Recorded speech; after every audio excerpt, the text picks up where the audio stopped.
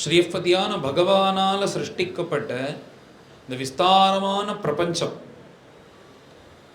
எத்தனை நட்சத்திரங்கள், எத்தனை கோடிக்கணக்கான நட்சத்திரங்கள், அந்த கோடிக்கணக்கான நட்சத்திரம் சேர்ந்தது ஒரு கூட்டம்.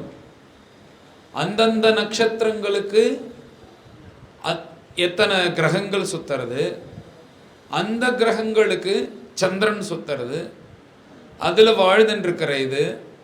இப்போ நம்மளுக்கு கண்ணுக்கு தெரிஞ்சு இந்த நம்மளுடைய சோலார் சிஸ்டத்தில் பூலோகத்தில் நம்ம வாழ்ந்துட்டுருக்கோம். நம்மள மாதிரி இன்னும் எத்தனை பேர் எங்கெங்கெல்லாம் வாழ்ந்துட்டுருக்கான்னு ஒன்றும் தெரியாது. அந்த அளவுக்கு இன்னும் சயின்ஸ் கண்டுபிடிக்கலை. ஆனால் அகிலாண்ட கோடி பிரம்மாண்ட நாயகன்னு நம்ம சாஸ்திரம் சொல்லும்போது, ஒரு பிரம்மாண்டன்னா என்னன்னா இந்த மாதிரி கோடிக்கணக்கான நட்சத்திரங்கள், அதுக்கு உள்ள கிரகங்கள், அதுக்குள்ள சந்திரன், அப்புறம் இந்த மலைகள், நதிகள், இந்த மாதிரி இருக்கிறது ஒரு பெரிய பிரம்மாண்டமா. இப்போ இருக்கிற நம்ம யூனிவர்ஸ்ன்னு வச்சுக்கோங்க. நம்ம சாஸ்திரம் என்ன சொல்றதுன்னா, இந்த ஒரு யூனிவர்ஸ் மாத்திரம் இல்லை, மல்டிவர்ஸ் இருக்கு அப்படின்னு நம்ம சாஸ்திரம் சொல்றது. அகிலாண்ட கோடி பிரம்மாண்ட நாயகன் தான் சொல்றது. அதனால ஒரு ஒரு அண்டத்துக்குள்ள இத்தனை இருக்கு. இந்த மாதிரி கோடிக்கணக்கான அண்டத்தை அனாயாசமா சிருஷ்டி போட்டு எல்லாருடைய நல்லது கெட்டதையும் புண்ண பாப்பத்தையும் கணக்கா பார்த்துட்டு இருக்கானா பகவான். அப்பேற்பட்ட பிரபு எப்பேற்பட்ட சாமர்த்தியசாலியா இருக்கணும். நம்ம ஒரு ராமநாம உற்சவம் கணக்கு எழுதுறதுக்குள்ளேயே நம்மளுக்கு மூச்சு வாங்குறது, தாவு தேய்ந்து போகிறது, அது விட்டு போய்டுறது, இது விட்டு போய்டுறது. கோடிக்கணக்கான ஜனங்கள் இவாளுடைய புண்ணிய பாப்பம் அதை பட்டுவாடா பண்ணி அவனுக்கு வேணுங்கிற கஷ்டத்தை கொடுக்கறது, அவனுக்கு வேணுங்கிற சௌக்கியத்தை கொடுக்கறது. இந்த ஜென்மாவா நீ இந்த பாபம் பண்ணியா, அடுத்த ஜென்மாவில் எப்படி இருக்கிறது அப்படின்ற மாதிரி எவ்வளோ பெரிய நிர்வாகம். அந்த நிர்வாகத்தை நினச்ச நம்மளால ஸ்மரிச்சு கூட பார்க்க முடியாது. அந்த நிர்வாகத்தை இப்பேற்பட்ட அட்மினிஸ்ட்ரேட்டர் பகவான் அத்தனையும் நடத்திண்டு தானே எப்பயாவது இந்த மாதிரி தர்மங்கள் அழியும் போது தர்ம சம்ஸ்தாபனார்த்தாய சம்பவாமி யுகே யுகே அப்படின்னு தானே இந்த தர்மத்தை எல்லாத்தையும் நிலநாட்டி கொஞ்ச நாள் இருந்து எல்லோருக்கும் தர்மத்தில் ஸ்ரத்த வருவது போல பண்ணி திரும்பி மறைஞ்சிடல, அந்த காலத்துக்கு ஏற்றது போல. அப்பேற்பட்ட பிரபு அவருடைய இந்த அதனால தான் ஸ்ரீமத் பாகவதத்தில் இந்த ஜெகத் சிருஷ்டியை விஸ்தாரமாக சொன்னார். திருதிய ஸ்கந்தத்திலையும் சதுர்த்த ஸ்கந்தத்திலையும். ஏன் அந்த மாதிரி சொன்னார்னா, இது விதுர மைத்ரேய சம்வாதமாக தான் இந்த கதை நடக்கிறது. என்ன பகவான் என்ன கிருஷ்ணாவதாரம் பண்ணி கோவர்தனத்தை தூக்கினது, காளிங்கன் மேல் நடத்தனம் ஆடினது, அப்புறம் வெண்ண திருடது, இது மாத்திரம்தான் கிருஷ்ண லீலையான்னா, இந்த ஜெகத்தை உண்டு பண்ணதே ஒரு லீலை, அதை தெரிஞ்சுக்கணும்ல அப்படின்னு சொல்லிட்டு இந்த பஞ்சபூதங்கள் எப்படி உண்டாச்சு, அப்புறம் அதுக்கப்புறம் யார் உண்டானா, பிரம்மதேவன் எப்படி உண்டானார், அவர் எப்படி எல்லாரையும் சிருஷ்டி பண்ணினார், யார்கிட்டேருந்து இந்த பிரபஞ்சத்தில் முழுக்க இருக்கிற மனுஷர்கள், அப்புறம் அந்த பட்சிகள், ஜந்துக்கள், இதெல்லாம் யார்கிட்டேருந்து வந்ததுன்னு பாகவதத்தில் விஸ்தாரமாக இருக்கு. இதெல்லாம் அத்தனை ஜெகத் சிருஷ்டியும் சொல்கிறான். இத்தனை யாரோடது இந்த விபூதி ஐஸ்வர்யம்னா பகவானோடது. அப்பேற்பட்ட பகவான் இந்த பூமியில நிறைய இடம், எத்தனையோ நதிகள், எத்தனையோ மலைகள் பகவானால சிருஷ்டிக்கப்பட்டாலும் இந்த பாரத தேசம் அவருக்கு ரொம்ப பிடிச்ச தேசம். அதனாலதான் இந்த பாரத தேசத்தை தன் கிரகமா ஆக்கின்றார். இத்தனை அவதாரமும் பகவான் பாரத தேசத்தை தவிர வேற எங்கேயும் போய் பிறக்கல. நரசிம்ம அவதாரம்னு சொன்னா இப்ப இருக்கிற நம்ம இந்த பாகிஸ்தான்ல லாகோர்னு இருக்கே, அங்கதான் ஆச்சுன்னு சொல்றா. அது பாகிஸ்தான் இப்ப பிரிஞ்சிருக்கே தவிர அதுவும் பாரத வருஷம் தான். அகண்ட பாரதத்துல சேர்ந்தது தானே. இப்போ வேணா அவன் பாகிஸ்தான் 1947 பிரிஞ்சதே தவிர அது முன்னாடி நம்மள்ட்ட தான் இருந்தது. கிட்டத்தட்ட இந்த ஆப்கானிஸ்தான் வழியும் இருந்தது. இந்த ஆப்கானிஸ்தான் தான் காந்தார தேசம். அதுலேருந்து வந்தவள் தான் காந்தாரி. திருதராஷ்டிரனுடைய சம்சாரம் இருக்காளே, அந்த காந்தாரி அம்மா ஆப்கானிஸ்தான்லேருந்து வந்தவள். அதுவும் நம்ம அகண்ட பாரதத்தில் சேர்ந்தது தான். இந்த மாதிரி இது முழுக்க பகவானுடைய சிருஷ்டி. பகவான் இந்த பாரத தேசத்துல அடிக்கடி பிறந்து தர்ம சம்ஸ்தாபனம் பண்ணியிருக்கார். மற்ற எல்லா இடங்களுக்கும் நாம ஒரு வழிகாட்டியாக இருந்திருக்கோம். ஏன்னா மற்ற எல்லா இடங்களும் இப்ப கண்டுபிடிச்சது, இதுக்கு முன்னாடி கண்டுபிடிச்சது. அமெரிக்கான்னா இனி கொடி கட்டப்படுற அமெரிக்கா 350 வருஷம் 400 வருஷத்துக்குள்ள கண்டுபிடிச்சது தான். அதுக்கு முன்னாடி யாரோ வாழ்ந்துட்டு இருக்காரு. புரோக பிரசித்தமா இன்னைக்கு இருந்து இப்படிலாம் பண்றதுக்கு இருக்கிறதுக்கு இப்ப கண்டுபிடிச்சது. இதே மாதிரி நம்ம பாரத தேசம் என்னைக்கு வந்ததுன்னா உலகம் உண்டானதுலேருந்து இருக்கு. எல்லோருக்கும் வழிகாட்டியாக முதல்ல இருந்த தேசம் பாரத தேசம்.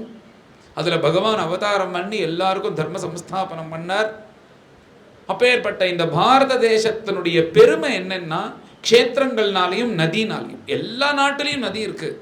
அதில் போய் எல்லாரும் குதூகலமாக ஸ்நானம் பண்ணுறா சந்தோஷத்துக்காக. ஆனால் நம்ம பாரத தேசத்தில் தான் இங்கேருந்து மூட்டையை கட்டின்னு கங்கைக்கு போய் சர்வ பாபமும் போகிறதுன்னு சொல்லிட்டு கங்கைன்னு முங்குறோம். வேறு ஏதாவது இந்த அமெரிக்காவில் போய் அங்கே ஓடுறது இந்த ஒரு பெரிய நதி, அதில் போய் யாராவது பாவம் போகிறதுன்னு சங்கல்பம் பண்ணி ஸ்நானம் பண்ணுறாலோ? கிடையாது. எல்லாரும் அவன் சந்தோஷத்துக்கு தான் ஸ்நானம். ஆனால் நம்ம ஒரு பாரத தேசத்தில் தான் நம்பி இகஜன்மனி ஜென்மனி எந்தெந்த ஜென்மாவில் என்னென்ன பாவம் பண்ணணுமோ எல்லாத்தையும் போக்கிக்கணும்னு எல்லாரும் போய் ஸ்நானம் பண்ணுறது நம்ம பாரத தேசத்தில் தான். அதனுடைய பெருமை. அப்பேற்பட்ட பெருமை பாரத தேசத்துக்கு என்னன்னா, ஒன்று நதி, மற்றொன்று க்ஷேத்திரம். ஒவ்வொரு க்ஷேத்திரத்திலையும் பகவான் ஒவ்வொரு பக்தனுக்கும் அனுகிரகம் பண்ணி அந்தந்த க்ஷேத்திரத்தில் பகவான் இருக்கார்.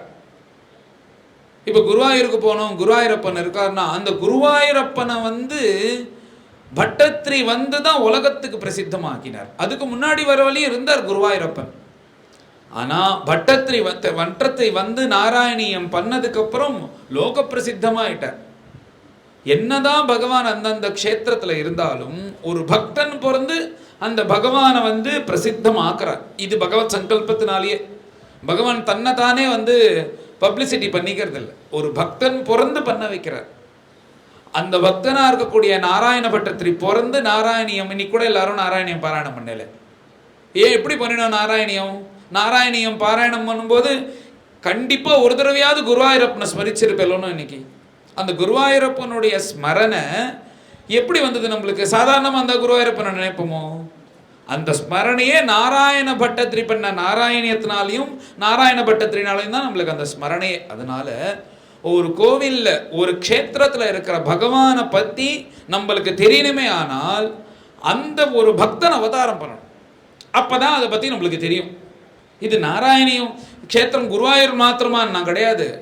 உடுப்பிக்கு போனோம்னா அங்கே கனகதாசர், வியாசராயர் முதலிய பெரிய மகாத்மாக்கள்லாம் பிறந்து அந்த கனகதாசருக்காகவே பகவான் திரும்பி நிற்கிறாரோன்னு. அதனால தானே அந்த பக்திக்காக தானே போய் பார்க்குறோம். அப்படி கனகதாசர் பக்தியோட பார்த்தார். நாம ஏதாவது ஒரு ஜென்மால எப்படியாவது கிருஷ்ணன் நம்மளுக்கு காட்சி தருவாரான்னு ஒரு ஆசையில தானே போய் உடுப்பி கிருஷ்ணரை பார்க்குறோம். அப்படியே கர்நாடகாலேருந்து மேலே சஞ்சாரம் பண்ணி மகாராஷ்டிராவுக்கு போகணுன்னா கேட்கவே வேண்டாம். அந்த கர்நாடகாவுக்கும் மகாராஷ்டிராவுக்கும் பார்டரில் இடுப்பில் கை வச்சுன்னு பாண்டங்க நிற்கிறார். என்ன எல்லாரையும் வாவான்னு கூப்பிடுறாராம். இப்படி உள்ள கூப்பிட்டா நாமதேவர் போய் ஆகாரத்தை கொடுத்தா சாப்பிட்றாரு. துக்காராம் போய் நின்ன உடனே வா துக்காராம்னு கூப்பிடுறாரு. நம்மளை கூப்பிடுறது இல்லைன்னா 10 மார்க் வாங்குற பையனுக்கு 10 மார்க்கு தான் போட முடியும். 10 மார்க் வாங்குற பையனுக்கு 100 மார்க் போடுவாளோ? அதுவும் நேர்மையாக இருக்கிறவன் கண்டிப்பாக போட மாட்டான். பகவான் எப்பேற்பட்ட சத்தியசந்தன். எல்லாரையும் துக்காராம் வாங்கி வாவான்னு கூப்பிட்டான்னா அப்போ துக்காராமுடைய பக்திக்கு என்ன மரியாதை? துக்காராம் மாதிரி நம்ம பக்தி பண்ணோம்னா நம்மளையும் பகவான் வான்னு கூப்பிடுவார். அந்த மாதிரி நூற்றுக்கணக்கான பக்தர்கள் அவதாரம் பண்ணி கோடிக்கணக்கான அபங்கத்தை எழுதி தள்ளியிருக்கா. ஏன்னா இதில் நாமதேவர் மாத்திரமே 60 கோடி அபங்கம் எழுதியிருக்காராம். சிலது தான் நம்மளுக்கு கிடைக்கிறது. துக்காராம் பிறந்து 40 கோடி அபங்கம் எழுதி பூர்த்தி பண்ணி வைகுண்டத்துக்கு போனார்னு அவளுடைய பக்த சரித்திரம். இவாளெல்லாம் பிறந்து இவாளுடைய அபங்கம் மூலியமா தானே அதை கேட்கும்போது ஜய ஜாய தூ பண்டரி ஹோய ஹோய வாரக்கரி அப்படின்னு இந்த மாதிரி பாடும்போது சல பண்டரி சி ஜாவு ரகுமா தேவி வரா பாவு சுகசாட்டி கரி சி தலமல பரிதூ பண்டரி சி ஜாயி ஏகவேலா. சுகம் சுகம் சுகம்னு எங்கேயோ போய் அலைஞ்சின்னு இருக்கே, உண்மையான சுகம் எங்கே இருக்குது தெரியுமா? நான் சொல்கிறேன் கேளு. இந்த சந்திரபாகா நதி கரையில் இடுப்பில் கை வச்சு நின்றுருக்கு. அங்கே போய் அவரை நீ உண்மையாக அனுபவிச்சுட்டேன்னா பாக்கி எந்த சுகமும் உனக்கு பிடிக்காமல் போயிடும் அப்படின்னு தன்னோட அபங்கத்தில் சொல்லி பண்டரிபுரம் போகணும். பண்டரிபுரம் போகணும்னு இப்படி இருக்கிறதுனால தான் நம்ம நூற்றுக்கணக்கான ஆயிரக்கணக்கான பக்தர்கள் லட்சக்கணக்கான பக்தர்கள் பண்டரங்கனை போய் சேவிக்கிறோம். அதனால அந்தந்த க்ஷேத்திரத்தில் இருக்கிற பக்தர்களை அந்த மூர்த்தியை பிரசித்தம் பண்ணுறதுக்கு பக்தால் வரணும். இப்படியே போய் அடுத்தது ராஜஸ்தானில் போனோன்னா நாதத்வாரா. அந்த நாதத்வாராவில் இருக்கிற அந்த ஸ்ரீநாத்ஜியை லோக பிரசித்தமாக்கினது ஸ்ரீவல்லபர், அவருடைய புத்திரர் விட்டலநாதர்.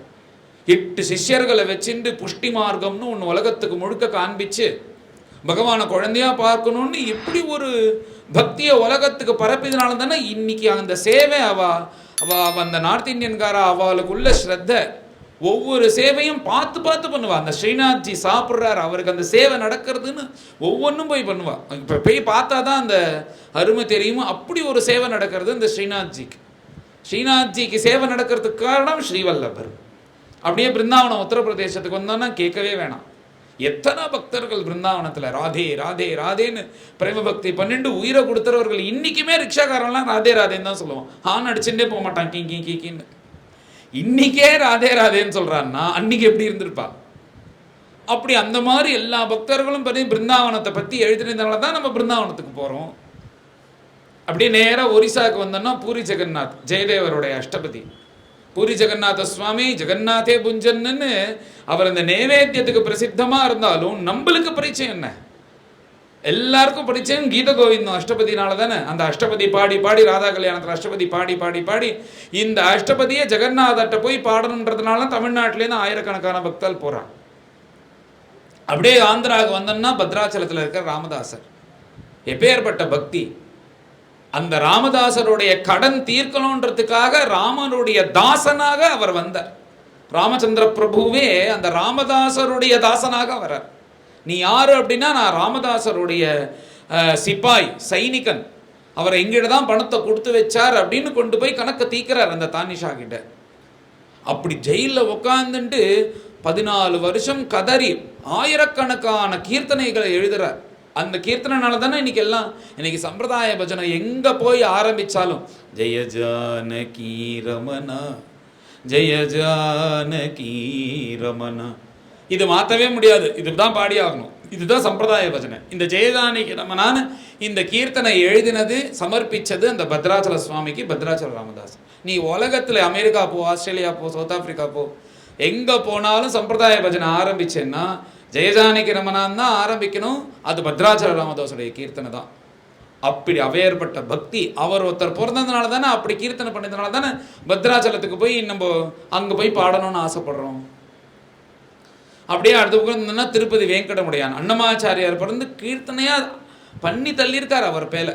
அது லோக பிரசித்தமாகி எல்லாரும் போய் பார்க்குறா. இந்த மாதிரி தமிழ்நாட்டில் எல்லா க்ஷேத்திரங்களையும் அந்தந்த ஆழ்வார்கள் நாயன்மார்கள் பிறந்து ஒரு லீலை மாதிரி பண்ணி எல்லா இடத்துக்கும் ஒரு வழிகாட்டியாக இருக்கிறது யாருன்னா அந்த பக்தால் தான். பக்தால் இல்லைன்னா பகவானுக்கே பிரசித்தம் இல்லை.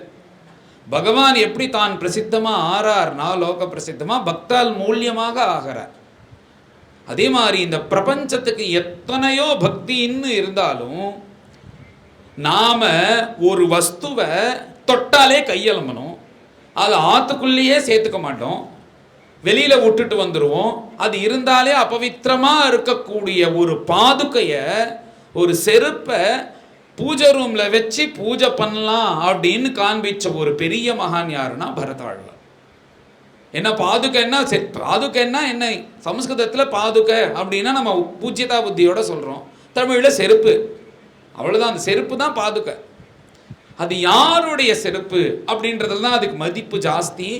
அப்பேற்பட்ட பாதுகைய பூஜை பண்ணலாம் அப்படின்ற ஒன்று காண்பித்த பெரிய மகான் யாருன்னா பரதாய பரம் நமோஸ்து சததம் பிரதமோதாகரணாய பக்தி பாஜாம் அப்படின்னு வேதாந்த தேசிகன் பாதுகா சகஸ்திரத்துல முதல் ஸ்லோகத்துல சொல்றார். அந்த பரதனுக்கு நமஸ்காரம். இந்த பாதுகையினுடைய பெருமையா 1000 ஸ்லோகம் எழுதுறார். அப்ப சொல்லும் போது இது நமஸ்காரம் ராமருக்கு கிடையாது, ராமர் காலில் இருக்கிற பாதுகை கொடுத்தாரு அந்த பாதுகைக்கு கூட நமஸ்காரம் கிடையாது, அந்த பாதுகையை பூஜை பண்ணக்கூடிய பரதனுக்கு நமஸ்காரம்.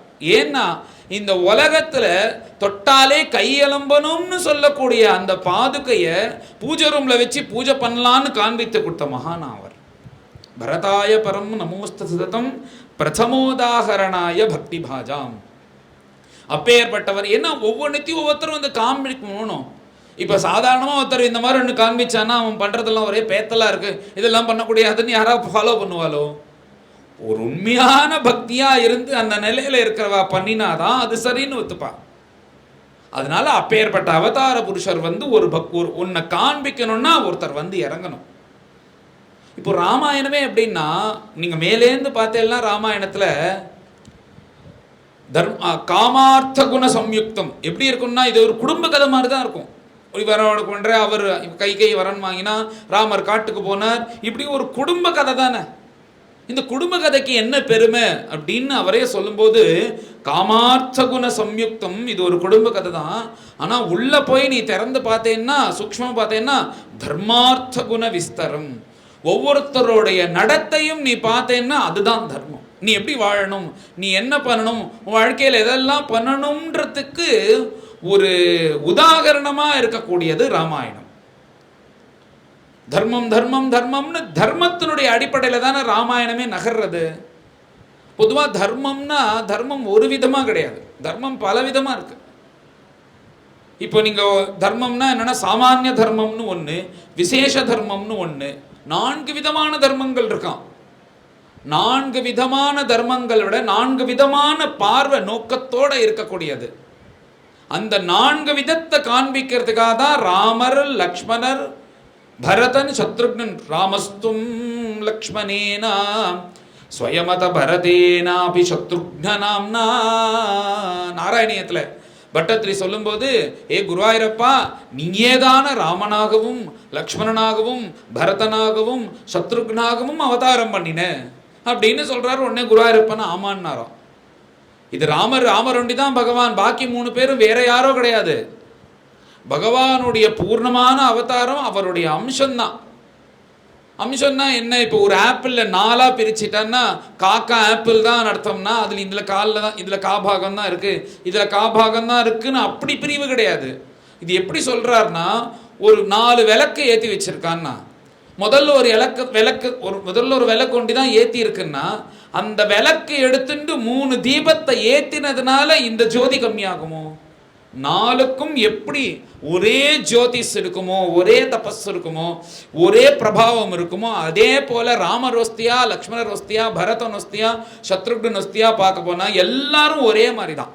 ஒவ்வொருத்தர் ஒவ்வொரு காரியத்துக்காக வந்தவர்களே தவிர இதுல வித்தியாசம் ரொம்ப பெருசு எதுவும் கிடையாது அப்படின்னு ராமாயணமே சொல்றது. ராமர் எதுக்கு வந்தார் அப்படின்னா சாமானிய தர்மத்தை சொல்றதுக்காக வந்தார். சாமானிய தர்மம்னா என்னன்னா, மாத்ரு தேவோ பவா, பித்ருதேவோ பவ, ஆச்சாரிய தேவோ பவ, அதிதி தேவோ பவ. என்னன்னா, அம்மாவை தெய்வமா நினைக்கணும், அப்பாவை தெய்வமா நினைக்கணும், குருநாதர் தெய்வமா நினைக்கணும், ஆத்துக்கு வந்த அதிதிகளை தெய்வமா நினைக்கணும். யான்யனவத்யானி கர்மாணி தானி சேவிதவ்யானி நோயிதராணி. சாஸ்திரத்துல இதெல்லாம் சொல்லப்பட்டிருக்கோ அதை ஒழுங்கா செய்யணும், எதெல்லாம் செய்யக்கூடாதுன்னு இருக்கோ அதை நிசேஷமா விட்டுறணும். இந்த மாதிரி சாதாரண தர்மத்தை காண்பிக்கிறதுக்காக வந்தவர் ராமர். இப்ப மாத்ரு தேவோ பவ, பித்ரு தேவோ பவ, ஆச்சாரிய தேவோ பவ, அதிதி தேவோ பவன்றது சாமானிய தர்மம். இந்த சாமானிய தர்மத்தை வச்சுன்னு லக்ஷ்மண சுவாமி இருந்தாரோ, அவர் மாத்ரு தேவோ பவ, பித்ரு தேவோ பவ, பித்ரு தேவோ பவாவே அது ராமர்னா அப்பா அப்பான்றார். ஆனா லக்ஷ்மண சுவாமி பார்த்தா இந்த காட்டுலேருந்து கிளம்பும் போது சுமந்திரர் வந்துட்டு தசரதனை பார்க்கும்போது யாரெல்லாம் என்ன சொல்லி அமிச்சா எனக்காகன்னு கேட்கிறார். மேல அந்த கதை வரப்போறது.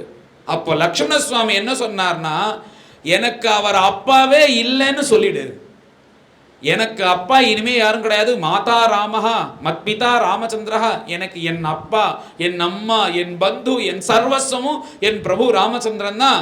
அதனால இப்படி ஒரு அப்பாவே எனக்கு இல்லைன்னு அந்த கழுத்துட்டு போய் சொல்லிடு அப்படின்னு சுமந்தர்கிட்ட சொல்றார் லக்ஷ்மண சுவாமி. ஏன் ராமர் எப்படி இருக்கார், அவர் எப்படி இருக்கார்னா, ராமர் சாமானிய தர்மத்தை காண்பித்திற்காக வந்தவர், இவர் விசேஷ தர்மத்தை காண்பிக்கிறதுக்காக வந்தவர். தர்மம் ஒரே விதமாக கிடையாது. ஒன்றும் நீங்க உட்கார்ந்து பூஜை பண்ணிட்டு இருக்கும்போது சஞ்சமே மயச்சமே பிரியஞ்சமே காமச்சமே காமச்சமே சோமனசச்சமே பத்ரஞ்சமே ஸ்ரேயச்சமே வஸ்யச்சமே யசச்சமே பகச்சமே திரவிணஞ்சமே யந்தாச்சமே தர்த்தாச்சமே க்ஷேமச்சமே திருதிச்சமே விஸ்வஞ்சமே மஹச்சமே சம்விச்சமே ஞாத்ரஞ்சமே சூச்சமே பிரசூச்சமே சீரஞ்சமே லயச்சம ரிதஞ்சமே மிருதஞ்சமே யக்ஷ்மஞ்சமே நாமயச்சமே ஜீவாதுச்சமே தீர்காயுத்வஞ்சமே भयंचमे शयनंचमे सुगंचमे शयनंचमे सूषाचमे सुदिनंचमे அப்படின்னு நீங்க வந்து அபிஷேகம் பண்ணிட்டு இருக்கீங்கன்னா, அப்போ நடுப்புற வந்து காஃபி சாப்பிட்றேன்னா சஞ்சமே அமயச்சமே டிகாஷன் கம்மியா போட்டு கொண்டு வந்தான்னு சொல்லக்கூடாது. நீங்க தலையும் ஆட்டக்கூடாது. அந்த சமயத்துல எந்த விவகாரமும் வச்சுக்க கூடாது. பரமேஸ்வரனை ஆராதனை பண்றது ஒண்டிதான். இந்த மாதிரி எந்த விவகாரங்களும் வச்சுக்க கூடாது, பேசக்கூடாது. மற்ற அந்த விவகாரம் இன்னைக்கு என்ன ஸ்கோர், என்ன ஆச்சு, மேட்ச் என்ன போயிட்டு இருக்கு, எப்படி பண்ணிருக்குன்னு கேட்கக்கூடாது. ஷேர் மார்க்கெட்டில் ஏதாவது இறங்கியிருக்கா ஏறி இருக்கான்னு கேட்கக்கூடாது. அந்த சமயத்தில் எந்த லௌகீக விவகாரமும் வச்சுக்கக்கூடாது, அசையக்கூடாது, பேசக்கூடாது. பரமேஸ்வரனுக்கு ஸ்ரத்தையா பூஜை பண்ணணும்ன்றது சாமானிய தர்மம். அப்படி ஒத்துட்டே இருக்கும்போது வாசல்ல ஒருத்தர் பத்ரங்கர்ணே விஷ்ணுயாம தேவா பத்ரம் பஷ்யேமாக்ஷபிர்யஜத்ராஹ அப்படின்னு ஒரு அருகி வரார்னா வேதம் சொல்லிட்டேன்னா அடுத்த க்ஷணம் எழுந்துட்டு அவர் போய் கூப்பிட்டு வரணும். பூஜை நடக்கும்போது எழுந்துக்க கூடாதுன்றது சாமானிய தர்மம். ஆனால் ஒரு ஹரிகியோ ஒரு பாகவதரோ ஒரு வயசானவரோ ஒரு யோக்கியத்தை இருக்கிறவங்களோ சன்னியாசிகளோ வந்தான்னா மேலே அவளை பார்த்துட்டே நீ பூஜை பண்ணக்கூடாது. அவளை அழிச்சின்னு வந்து அவளுக்கு உபச்சாரம் பண்ணி உட்காத்தி வச்சுட்டு தான் மேலே பூஜை பண்ணணும். இது விசேஷ தர்மம். அதனால் தர்மம் ஒரு முகமாக இல்லையோன்னோ.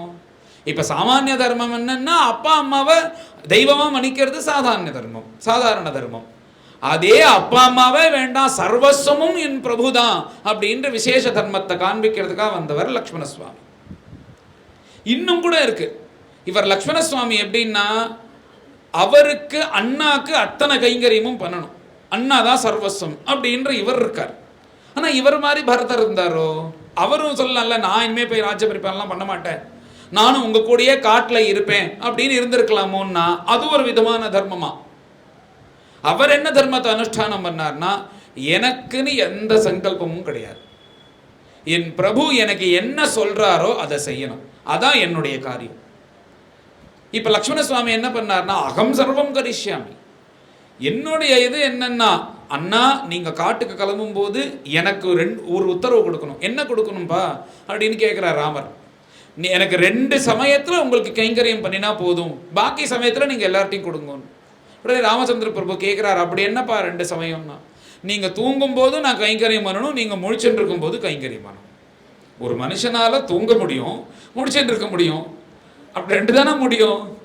அதனால இவர் எப்படி கேட்கிறாருன்னா அப்படி கேட்கிறார், அகம் சர்வம் கரிஷ்யாமி ஜாக்கிரத சபதச்சமே.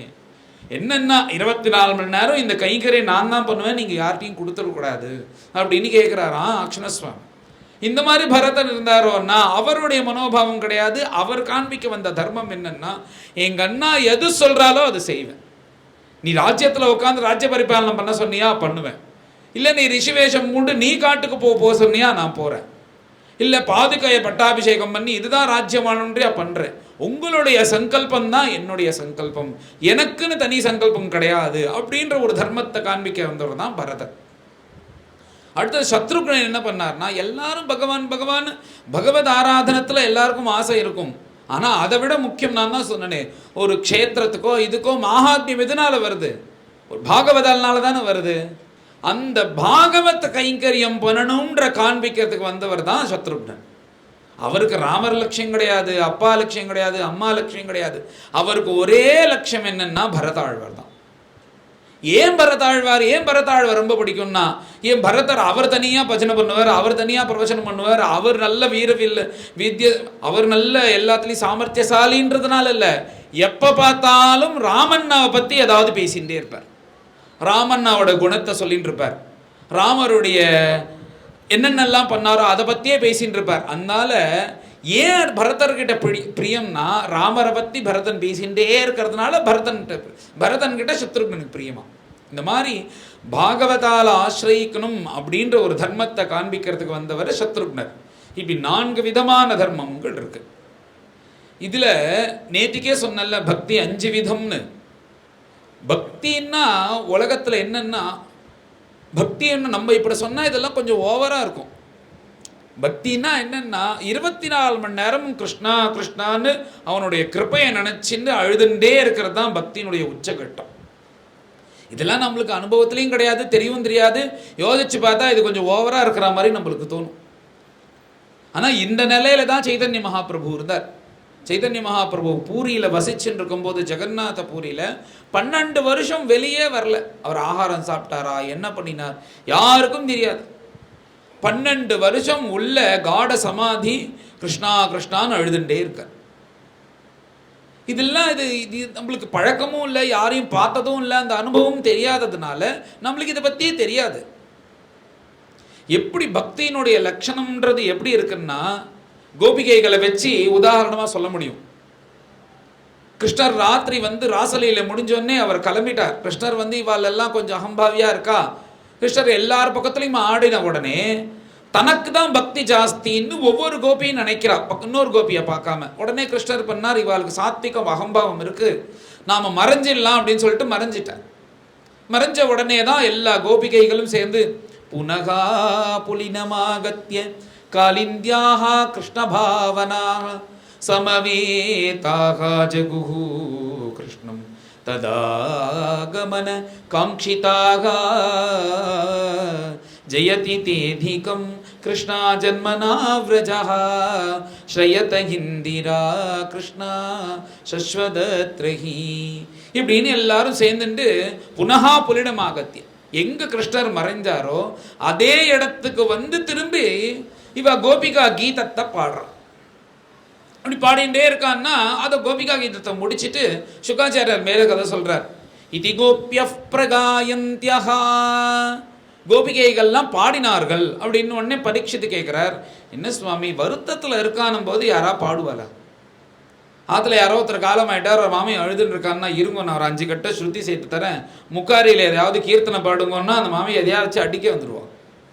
உனக்கு என்ன விளையாட்டாக இருக்கா, நானே போயிட்டுக்கான்னு மன வருத்தத்தில் இருக்கேன், உனக்கு பாட்டு கேட்குறதா அப்படின்னு இவர் கேட்குறாரு. நீங்கள் வருத்தமாக இருக்கேன்ற எப்படி பாடுறா? இதி கோபிய பிரகாயந்தியஹா. உடனே அதுக்கு சுகாச்சாரியால் சொல்றார், அப்பா இது பாட்டு இல்லை, அவ சுட்டி சேர்த்துன்னு பாட்டில் அவளுடைய பாவம் அது புலம்பலா வருது. புலம்பல், அவ புலம்பினது பாட்டா வந்தது அப்படின்னா. நீங்க பாடினாலா புலம்பினாலா எனக்கு ஒழுங்கா சொல்லுங்க அப்படின்றார். இல்லப்பா அவ புலம்பினது தான் பாட்டா வந்தது, அவ புலம்பினார்கள். எப்படி புலம்பினான்னா நிக்ஷேகம் கதாகா கோபாலமூர்த்திம் சாக்ஷான் மதன கோட்டி சௌந்தர்ய ரச பேட்டியும். பக்தி லட்சணம் எப்படின்னா முதல்ல சாதாரணமாக பாட ஆரம்பிப்பான். பாட ஆரம்பிக்கும் போது ஸ்ருதி சேர்றதா, தாளம் சரியா இருக்கா, இப்படி இருக்கா, இதுதான் முதல்ல ஆரம்பம் கட்டம் இதுதான். கொஞ்சம் இதெல்லாம் நல்லா சுவாதீனம் ஆனதுக்கப்புறம் அவளுக்கு என்ன தோணுன்னா கருணா சாகரா கோதண்ட பாணி குருமே ரகுவரா கல்யாணம் கருணாசாகரா அப்படின்னு முதல்ல அந்த மணிரங்கு ராகம் தாளத்துல இருந்தது போக மனசு கொஞ்சம் கொஞ்சமா எங்க மாறும்னா ஹே கருணாசாகரான்னா. கருணாசாகரான்னா எப்படி அனுகிரகம் பண்ணினார்னா 14 வருஷம் ராமநாமம் ஜபிச்சுட்டு இருந்த அந்த சபரியை காப்பாத்தினிய பிரபு, என்ன இப்ப காப்பாற்ற போற? ஒரு வாழைக்காய் சாப்பிட்றதுக்கு கூட கஷ்டப்பட்டு இருந்தானே இந்த சுக்ரீவன், அவனுக்கு அகண்ட வானர ராஜ்யத்தை கொடுத்து காப்பாத்தினியே, என்ன எப்ப காப்பாற்ற போற? அப்புறம் பரித்தியக்தா மயாலங்கா மித்ராணிச்ச தனானிச்சன்னு அடுத்த வேலை வேஷ்டி கட்டிக்கிறதுக்கு மாத்து வேஷ்டி கூட இல்லாம விரட்டி விட்டான் ராவணன். ராமா சரணம்ன உடனே அக்கறையில் உள்ள லங்கா ராஜ்யத்தை இங்கேயே பட்டாபிஷேகம் பண்ணி வச்சுட்டியே, அப்பேற்பட்ட அந்த விபீஷணருக்கு நீ கருணை பண்ணியே, எனக்கு எப்ப கருணை பண்ண போற அப்படின்னு குணங்கள்ல மாறுமா அந்த பாட பாட பாட பாட. அப்படி பாடும்போது பகவான் மேல ஆசை ஜாஸ்தியாக ஜாஸ்தியாக இந்த பாட்டானது புலம்பலாகும். அந்த புலம்பலுக்கு அப்புறம் என்ன பண்ணுவான்னா அது அழுகையா மாறிடும். மகாபிரபு எழுதது போல உன்னை எப்ப பார்ப்பேன், உன்னை எப்ப பார்ப்பேன், பார்த்ததுக்கு அப்புறம் இத்தனை நாளா உன்னை பார்க்காம இருந்துட்டேனே, வீணா போயிட்டேனே அப்படின்னு சொல்லிட்டு அந்த அழுகையானது முத்தி போனா அழுதால் உன்னை பெறலாமே அப்படின்னு தான் இந்த பக்தியோட கடைசி லட்சணமா சொல்லியிருக்கு. அழணும்னா யாரா கதை இதுதான் உண்மையான பக்தி லட்சணம்னா அதனால அதாவது இது பச்சை மிளகாய் எடுத்துன்னு கண்ணில் தட்டு அழுதுண்டே கேட்டால் பக்தி வந்துருமான்னு? அது இயற்கையாக வரணும். 24 மணி நேரம் மனசில் ஊறி தன்னை தானே அறியாமல் உங்களுக்கே எப்பயாவது கதை கேட்டுன்னு இருக்கும்போது அந்த ஒரு கருணையை நினச்சி திடீர்னு ஒரு செகண்ட் வரும். சில பேருக்கு அந்த அனுபவம் இருந்திருக்கும். அது ரொம்ப ஆனந்தமாக இருக்கும் அந்த சமயம். அந்த ஒரு செகண்டே அப்படி இருக்கே, அது 24 மணி நேரமும் இருந்ததுன்னா எப்படி இருக்கும்? சைதன்ய மகாபிரபு அவர் அந்த நிலையில் தான் இருந்தார். 24 ஹவர்ஸும் அதே நிலையில் இருக்கும்போது அவருக்கு என்ன லோகம் தெரியுமா, சாப்பிடணும்னு தெரியுமா, தூக்கம் இருக்குன்னு தெரியுமா? அப்படி இருந்த நிலை. அதுதான் உயர்ந்த பிரேம பக்தி அப்படின்னு தத்துவ சாஸ்திரத்தில் சொல்றது. இப்பேற்பட்ட பிரேம பக்தியை காண்பிச்சவர் தான் அந்த பரதாழ்வார். ஏன்னா விரகம்தான் உயர்ந்த, பகவானை அடையறதுக்கு விரகம்தான் உயர்ந்த ஒரு விஷயமா சொல்லியிருக்க. ஏன்னா அந்த விரகம்ன்றது பரதனுக்கு சுவாபாவிகமாக கிடைச்சிருந்தான். பிரியறதுல தானே வருத்தம் இருக்கும். அந்த வருத்தம்னா இது சாதாரண வருத்தம் கிடையாது. உடனே எங்கேயோ நம்மளுக்கு முக்கியமான நம்ம புதுசாக கல்யாணம் ஆத்துக்காரர் எங்கேயோ போயிட்டாருன்னா அவர் நினச்சி அழுதுண்டே இருக்கிறதும் இதுவும் ஒன்றும் கிடையாது. இது வேற மாதிரி உள்ளது. ஆனாலும் என்னன்னா இப்போ கச்சதா மாதுல குலம் பரதேன மகாத்மனா, கல்யாணம் ஆன உடனே சொன்னேன்ல, அயோத்தியில் கல்யாணம் மிதிலையில் கல்யாணம் ஆயிடுது. அங்கே யுதாஜித் வந்தான், கைகேயினுடைய தம்பி. அவன் என்ன பண்ணான்னா, கல்யாணம் ஆயிடுத்து, அவருடைய அப்பா அம்மாலாம் வர முடியல, கைகையோடைய அப்பா அம்மாலாம். அதனால குழந்தையில அழிச்சுண்டு நான் கைகை தேசத்துக்கு இவளை அழிச்சுன்னு போகிறேன் அப்படின்னு பரத சத்ருக்னால அழிச்சுன்னு அனுமதி பெற்றுன்னு கிளம்பிட்டான். அயோத்திக்கு அயோத்தியிலேருந்து அழிச்சுன்னு கிளம்பிட்டான் அனுமதி பெற்றுண்டு. அன்னைக்கு போனால் இவரும் என்னென்னா, பொதுவாக ஒரு மாமாத்துக்கு போனால் எத்தனை நாள் இருப்பா? ஒரு நாள் இருப்பா, 2 நாள் இருப்பா, ஒரு வாரம் மிஞ்சி போனால் அதுக்கப்புறம் மாமாவே அமுச்சு விட்ருவார், வேலை முடிஞ்சிடத்துக்கு கிளம்புன்றவர். அங்கேயே இருந்தால் முதல் நாள் அன்னைக்கு மகோபச்சாரம் நடக்கும், 2வது நாள் அன்னைக்கு ஒரு காஃபி தான் கிடைக்கும், 3வது நாள் அன்னைக்கு கொஞ்சம் கொஞ்சமாக உபச்சாரம் கிளம்பியாகி கடைசி நாள் அன்னைக்கு திட்ட ஆரம்பிச்சிருவா கிளம்பு அப்படின்ட்டு. உபச்சாரம் அப்படி தானே இருக்கும். ஒரு நாள் 2 நாள் இருந்தால் தான் மரியாதை. மாத கணக்காக வருஷ கணக்காக இருந்தால் எப்படி மரியாதை கிடைக்கும்? ஏன்னா எல்லாரும் கஷ்டப்பட வேண்டியிருக்கோன்னு. ஆனால் அது ராஜாக்களுடைய காலம், ராஜாவாக இருந்ததுனால அவளுடைய ஆயுசும் ரொம்ப பெருசாக இருந்தது. 50,000 வருஷம், 40,000 வருஷம், 30,000 வருஷம்னு வாழ்ந்ததுனால அவர் என்னன்னா போய் 12 வருஷம் இருந்தால் அவளை போய் கூப்பிடணுன்னு யாருக்கும் தோணலையே அந்த ஒரு காலகட்டத்தினால. இவரோ பரதரோ அங்கே இன்னைக்கு போயிடலாம், நாளைக்கு போயிடலாம், நாளைக்கு போனால் அண்ணாவை பார்க்கலாம், நாளன்னைக்கு போனால் அண்ணாவை பார்க்கலான்னு அண்ணாவை நினச்சிண்டே 12 வருஷம் இருக்கார் அங்கே. சரி, 12 வருஷம் ஆயிடுத்து, நம்மளை கூப்பிட்டு விடுறாளோனோ பார்த்தா அண்ணாவை காணும். அண்ணா எங்கே இருக்கா? சித்திரக்கூட்டத்தில் இருக்கா. என்ன காரணம் எல்லாம் தெரிஞ்சிருத்தோன்னு போய் அண்ணாவை போய் பிரார்த்திச்சு எப்படியாவது அண்ணாவை ஐஷன் வந்துடுவோம்னு நினைச்சார். அண்ணா வரமாட்டேன்ட்டார். இப்போ என்னன்னா 12 + 14, 14 + 12 26 வருஷம் விரக தாபத்திலேயே இருந்திருக்கார் பரதன். அதனால தான் பிரேம பக்தியில் உயர்ந்த பக்தன் பரதன் அப்படின்றது. அப்பேற்பட்ட பரதன் இப்போ பரதாத ஆசிரமத்துக்கு ராமர் அவரை தரிசனம் பண்ணி யமுனையை தாண்டி சித்திரக்கூட்டத்தில் ராமச்சந்திர பிரபு வசிச்சுன்னு இருக்கார். வசிச்சுன்னு இருக்கும்போது சுமந்திரர் எல்லாருக்கும் சொல்லியாச்சு.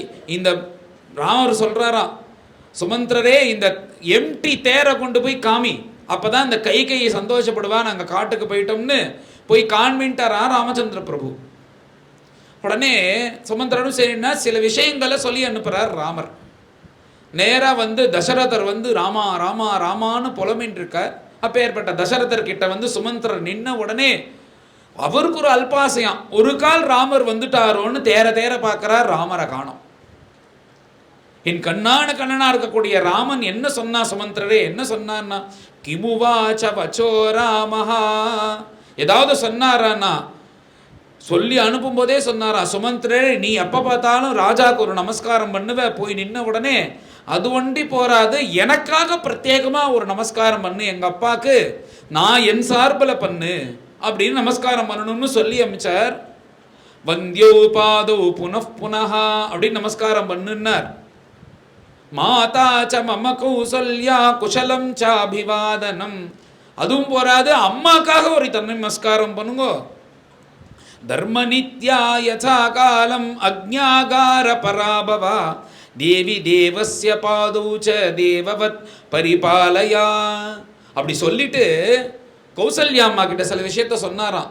என்னை காட்டுக்கு அனுப்பிச்சதுனால நீ அப்பா கிட்ட அலட்சியமாக இருந்துடக்கூடாதுமா, என்னவா இருந்தாலும் அப்பா தான், அவர் ஸ்தானத்தில் இதுவாகிடக்கூடாது, அதனால என் மேலே வச்ச பிரியத்தினால அப்பா ஒருபோதும் அலட்சியப்படுத்தக்கூடாதுன்னு இப்படி சொன்னான்னு தசரதரும் கௌசல்யட்டையும் சொன்ன உடனே தசரதர் அதர்றார். ஏன்னா இப்படி ஒரு நல்ல பையனை பெற்றேனே, ஒரு அசத்தா பெற்றிருந்தேன்னா அவன் காட்டுக்கும் போகாமல் என் கண் முன்னாடி என்னை திட்டின்றாவது இருப்பான், அவனை பார்த்தாவது சந்தோஷப்பட்டிருப்பேன். இப்படி ஒரு நல்ல பிள்ளைய பெத்துட்டேனே அப்படின்னு காட்டு கமிச்ச அப்பாக்கு சிஸ்ரூஷைக்கு ஆளை வச்சுட்டு போறானே, இப்படி ஒரு பையன் உண்டா இந்த உலகத்துல அப்படின்னு தசரதர் கதர்றார். அபிமானம் ச மானம் ச த்யக்த்வா வர்த்தஸ்வ மாத்ருஷு. அதுக்கு மேல அப்பாட்ட சொன்னாராம், கைகையை அமைச்சினதுனால நீங்க 3 பேரையும் ஒரே மாதிரி தான் நடத்தணும். இப்ப அடுத்தது பரதனுக்காக தானே ராஜ்யம். குமாரே பரதே விருத்தி வர்த்தித்தவ்யா ச ராஜவத். அதுக்கு மேல பரதனு தானே இது, அதனால பரதனையும் எனக்கு சமானமா பார்க்கணும் அப்படின்னு சொல்லிட்டு சில விஷயங்களை சொல்லி அப்புறம் பரதனுக்காக சொல்றாராம். பரத குஷலம் வாச்சியா, பரதனை நான் கேட்டதா சொல்லுப்பா. சர்வஸ்மேவ யதா நியாயம் விருத்திம் வர்த்தஸ்வ மாத்ருஷு அதிக்ராந்தயா ராஜா மாஸ்மைனம் வியபரோதயா. பரதனுக்கு சொல்லி அனுப்பிச்சிருக்காராம். பரதன் இப்ப ராஜ்யம் ஆள போறாரோன்னு அப்பாக்கும் முடியல. அதனால முடியாத அப்பாட்ட போய் என்னத்தை போய் கேட்டுண்டு, அவருக்கு தான் முடியலையோன்னா இனிமே நம்ம சொல்றது தானே அப்படின்னு அவன் இஷ்டத்துக்கு எதுவும் பண்ணிடக்கூடாதுன்னு சொல்லி எதுவா இருந்தாலும் அப்பாவோட பேரில் நடக்கணும். அப்பாட்ட சொல்லி பர்மிஷன் வாங்கி நமஸ்காரம் வாங்கிட்டு நடக்கணும். அவள் உயிரோட இருக்கும்போது அவள் அலட்சியப்படுத்திடக்கூடாதுன்னு நான் சொன்னேன்னு பரதன் சொல்லு அப்படின்னு சொல்லிட்டு அகம் தாவத் மகாராஜா பிதுத்வம் நோபலக்ஷயே இப்படிலாம் சொன்னார். உடனே தசரதன் கதர்றார். உடனே லக்ஷ்மண சுவாமி ஏதாவது சொன்னாரான்னு கேட்கிறார் திருப்பி. குஷலம் லக்ஷ்மண சுவாமி கிமுவாச்ச லக்ஷ்மணஹா அப்படின்னு கேட்கிறார். இப்பதான் லக்ஷ்மண சுவாமி சொல்றார், அகம் தாவத் மகாராஜா பித்ருத்வம் நோபலக்ஷயே. அந்த கிழமை என் அப்பா இல்லைன்னு நீ சொல்லிடு. எனக்கு யாருன்னா பிராதா பர்த்தாச்ச பந்துஷ்ச பிதாச்ச மம ராகவஹா. என்னுடைய அண்ணா, எனக்கு பர்த்தான்னா என்னன்னா என்னுடைய சர்வஸ்வம். பர்த்தான்னா உடனே கணவன் கிடையாது. என்னுடைய சர்வஸ்வம், என்னுடைய பந்து, என்னுடைய அப்பா, என்னுடைய அம்மா, என்னுடைய சர்வஸ்வமும் என் அண்ணா என் ராமச்சந்திர பிரபு தான். அதனால அவருக்கு நான் குசலம் சொல்லலை, அவரை நான் அப்பாவா மதிக்கலன்னு சொல்லிடுங்கன்ட்டார் போயிட்டு. அதுவும் சந்தோஷப்படுறாரு, ஏன்னா தான் தப்பு பண்ணியிருக்காரோனோ தெரியாம அந்த வரன் கொடுத்ததுனால தானே திட்டுறார் லக்ஷ்மண சுவாமி, இல்லைன்னா ஏன் திட்ட போறார். அப்பையும் சந்தோஷப்படுறாராம், இப்படி ஒரு லக்ஷ்மண சுவாமி இருக்கானே ராமனை பார்த்துக்கிறதுக்கு அப்படின்னு சந்தோஷப்படுறாராம். அப்புறம் சீதை ஏதாவது சொன்னாலா அப்படின்னு உடனே சீதம்மாட்ட போய் கேட்டேன். அந்த காட்டில் அப்படி இருக்கிற அந்த சூழ்நிலை தேவி நினைச்சு கூட பார்க்கலையோன்னு இப்படி இருக்குன்னு. என்ன பேசுறதுனே தெரியலையா தேவிக்கு. எப்படி இருக்கனா பூதோபகத சித்தேவ விஷ்டிதா விஸ்மிதா ஸ்திதா. ஏதோ பேயறிஞ்சா போல என்ன பேசுறதுன்னு தெரியாம தேவி இப்படி பார்த்துட்டே இருந்தான்னு உடனே ஹோன்னு கதறாராம் தசரதன். ஏன்னா கல்யாணம் பண்ணி கொடுக்கும்போது ராமருக்கு 12 வயசு. ஏன்னா ராமர் அவளை பார்த்துன்றவார் கல்யாணம் பண்ணி கொடுத்தாரு ஜனகர். தசரதனுடைய குமாரன் தசரதன் பார்த்துப்பார், மாமனார் நன்னா பார்த்துப்பார். பூலோகத்தையே பரிபாலனம் பண்ணக்கூடிய சக்கரவர்த்தின்னு நம்பிதானே ஜானகியை ஒப்படைச்சார் அந்த ஜனகன். நான் இப்படி இருக்கும் போதே இப்படி காட்டுக்கு போய் என் மாட்டு பொண்ணு கஷ்டப்படுவது போல ஆயிடுத்தேன்னு ரொம்ப வருத்தப்படுறார். இப்படி இருக்குன்னே இருக்கும்போது ஹாராகவா மகாபாகோ அப்படின்னு ராத்திரி ஆயிடுத்து. அவருக்கு தான் ஒரு சாபம் இருக்கும்னு, புத்திர சோகத்தினால தான் காலமாவார்னு. ராத்திரி படுத்த படுக்கையா ஆயிட்டார். ராமா ராமான்னு கத்துறார். அவருக்கு ஜலம் வேணுமா, கொடுக்கறதுக்கு யாரும் இல்லையா அப்பேற்பட்ட ராஜாக்கு. உடனே அவர் சொல்றாராம், மமாயாச நாசனா, எனக்கு நீ வந்தாதான் இதுக்கு நிவாரணம், இல்லைன்னா என்ன மருந்து கொடுத்தாலும் என்னை காப்பாற்ற முடியாது, நீ வந்தாதான் நிவாரணம். அதுக்கும் மேலே நான் இப்படி கஷ்டப்படுறேன்னா எல்லாரும் இங்கே தூங்கின்னு இருக்காளே, நீ இருந்தால் தூங்குவியா? என் பக்கத்தில் உட்காந்துன்னு ஆஸ்வாசப்படுத்திட்டு நீ இருப்பியோன்னு அப்பேற்பட்ட ஒன்றை விட்டுட்டு இப்படி இருக்கேனே அப்படின்னு விரிச்சுட்டே இப்படி புலம்பின்ண்டே இருந்தார். கண்ணும் போச்சு, அவருக்கு உயிரும் போயிடுது. காத்தால ராஜாவை எழுப்புறதுக்காக மங்கள வாத்தியெல்லாம் வாசிக்கிறது. சுமந்திரர் வரார், ராஜா எழுந்துக்கலை. தசரதர் காலமாயிட்டார்னு தெரிஞ்சிருத்து. உடனே எல்லாரும் ஹோன்னு கதறார்கள். ராஜா இல்லாத பூமியா எடுத்து வசிஷ்டருக்கு அந்த பொறுப்பு வந்துடுது. இப்போ ராஜா இல்லாத பூமியா இருக்கிறதுனால அந்த காலத்துலேருந்து அந்த மந்திரிமார்கள் வசிஷ்டாதி ரிஷிகள் அதை கொஞ்ச நாள் பரிபாலனை பண்ணுறதுக்காக எடுத்துப்பா. ஏன்னா ராஜா இல்லாத பூமியாக இருந்தான்னா தப்புகள் நிறைய நடக்கும்ன்றதுனால இப்போ வசிஷ்டர்கிட்ட அந்த பொறுப்பு வந்துடுது. உடனே என்ன பண்ணார்னா, அந்த அந்த காலத்தில் சரீரத்தை அழுகாமல் இருக்கிறதுக்கு பண்ணுறதுக்காக ஒரு எண்ணெய் வச்சுருந்தாலாம். அந்த எண்ணெய்க்குள்ள அந்த சரீரத்தை போட்டு வச்சுட்டு உடனே சீக்கிரமா செல்லக்கூடிய தூதர்களை வச்சு நீங்க எந்த விஷயத்தையும் சொல்லக்கூடாது. அங்க போயிட்டு உடனடியாக பரதனை அழிச்சுன்னு வரணும். ராமர் காட்டுக்கு போனதோ, தசரதன் காலமானதோ, பட்டாபிஷேகம் ஏற்பாடாகி நின்னதோ எதுவுமே சொல்லக்கூடாது. உடனே போய் அழிச்சுன்னு வரணும் அப்படின்னு இங்கேருந்து வசிஷ்டர் தூதர்களை அனுப்பி விட்டுட்டார். அங்க என்ன ஆச்சுன்னா, இப்படி தூங்கிட்டே இருக்கும்போது திடீர்னு அன்னைக்கு விடிய காலத்தால சொப்னம்ன்றது சத்தியம். அது எப்படி சத்தியமாகுதுன்னு இன்னும் அதுக்கு கரெக்டாக தெரியல. சாஸ்திர பிரகாரம் என்ன சொல்றதுன்னா, நீ வெடிகார்த்தால ஏதாவது ஒரு சொப்னத்தை கண்டேன்னா அதுக்கு மேலே நல்லதாக கண்டேன்னா தூங்காது, அது நடக்கும் அப்படின்னு சொல்றது சாஸ்திரம். ஒரு கால கெட்டதாக கண்டேன்னா ஒரு 10 நிமிஷம் தூங்கிட்டு எழுந்துக்கோ, தூங்கினேன்னா அது விரயம் ஆயிடும் அப்படின்னு சாஸ்திரம் சொல்றது. அதனால் வெடிகாலத்தில் ஏதாவது நல்ல சொப்னத்தை கண்டா அதுக்காக தூங்காமல் உட்காந்துருப்பேன். இப்படி தான் நாமதேவருடைய அம்மாவுக்கு வெடிகாலத்தால் 4 மணிக்கு குழந்தை பிறக்கிற மாதிரி சொப்னம். அந்த அம்மாவுக்கும் 55 வயசு ஆயிடுது. எனக்கு எங்கே குழந்தை பிறக்க போகிறது? அவரும் வயசானவர், 60 வயசு. அவர்கிட்ட எழுப்பி, நாதா எனக்கு ஒரு நல்ல குழந்தை பிறக்கிறது போது ஒரு சொப்னம், ஆனால் அது சொப்னம் மாதிரியே இல்லை, ஏதோ உண்மையாக நடக்கிறது போல இருக்குது அப்படின்னா. அவர் தூக்கிறது உனக்கு வேலையே இல்லை, எப்போ பார்த்தாலும் குழந்தை வேணும்னு புலம்பின்னு இருக்கியோன்னு, அதனால இப்படி இருக்கு, தூங்குடி அப்படின்னு தூங்கிட்டா. இந்த அம்மா என்ன பண்ணினான்னா, நல்லா எழுதுன்னு கோபிச்சந்திரனத்தெல்லாம் இட்டுன்னு பாண்டுறவங்கிட்ட உட்காந்துன்னு நாமும் சொல்லிட்டு இருக்கா.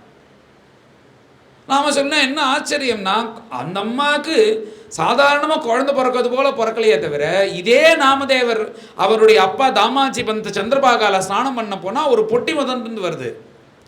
அந்த பொட்டியை திறந்து பார்த்தா பச்சை குழந்தை பிறந்துட்டு இருக்கு. நாமம் சொல்லிகிட்டே வருதான், விட்டல விட்டல விட்டலன்னு. உடனே அதை தூக்கினார். இப்படி பார்த்தார், நேராக ஆற்றுக்கு எடுத்துன்னு வந்தார். அம்மா நீ சொன்னது சத்தியம், பாண்டரங்கன்னு நம்மளுக்கு குழந்தை கொடுத்துட்டான்டி, நாமம் சொல்லிட்டே இருந்ததுனால நாமதேவன் அப்படின்னு பேரை வச்சார்.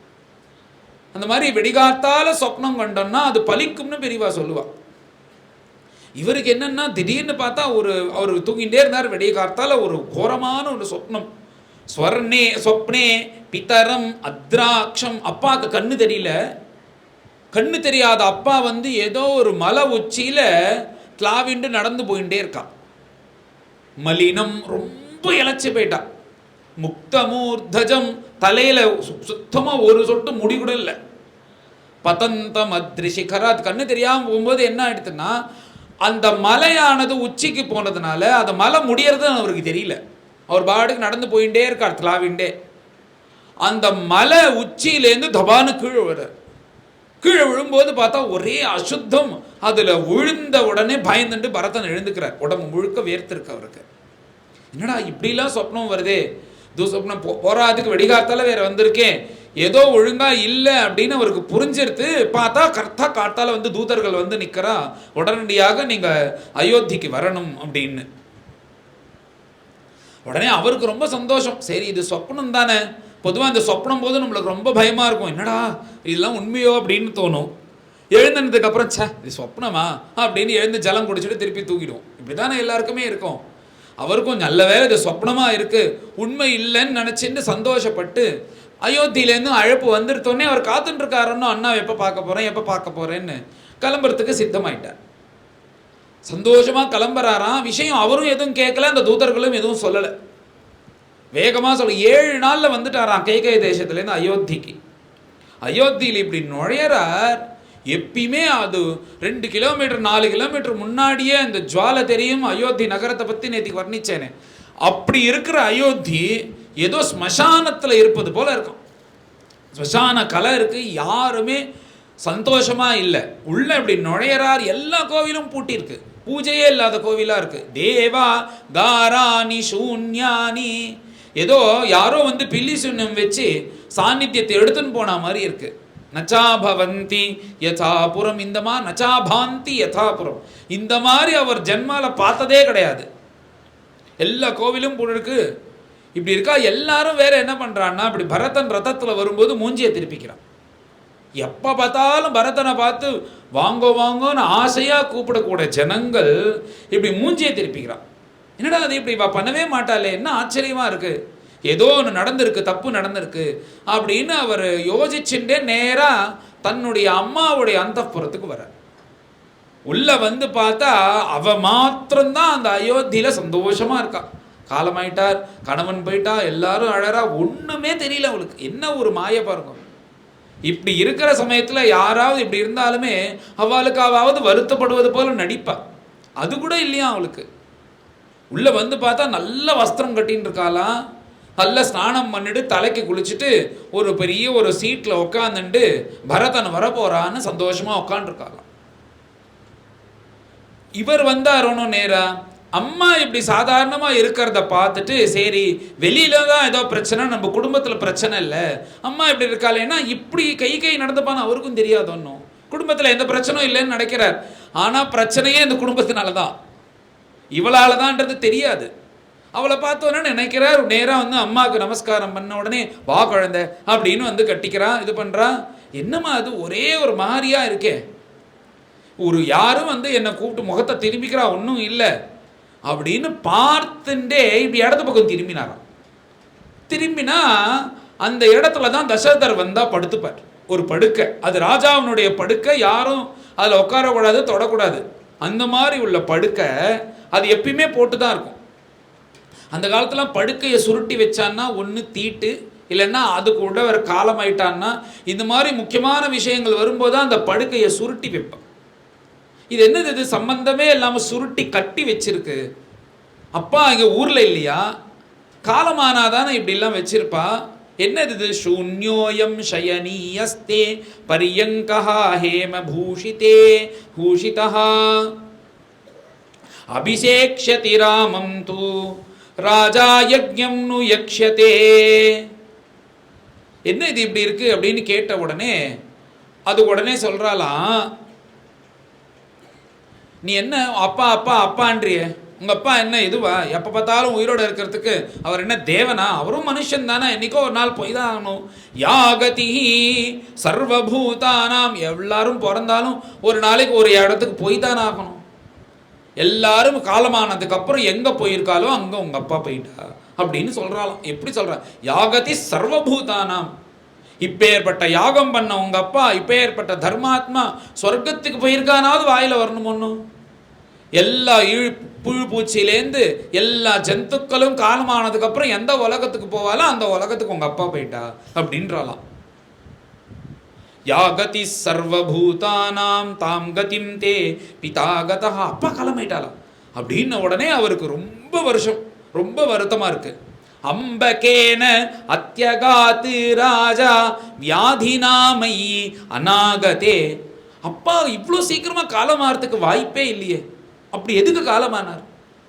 ஒரு சொல்றாராம், என்ன பார்க்கலன்னு வருத்தத்தில் காலமாயிட்டாரா அப்படின்னு பரதன் கேட்கிறாராம். அப்படின்னா தசரதர் எப்படி இருந்திருப்பார் பாருங்க. ராமா ராமா ராமான ராமர் மேலதான் பிரியம் வச்சாருன்னு தானே நம்மளுக்கு தெரியும். இப்படி பரதன் சொன்னார்னா பரதன்ட்ட பிரியமா இருந்ததுன்னு அவர் சொல்லுவாரோ? 4 புத்திரர்கள்ட்டும் பிரியமா தான் இருந்திருக்கார். பரதன் கேட்கிறார், இப்போ என்ன 12 வருஷமா பார்க்கலன்னு பிரிவுல காலமாயிட்டாரான்னு கேட்கிறார். மயி அநாகதே அப்படின்னு கேட்கிறார்.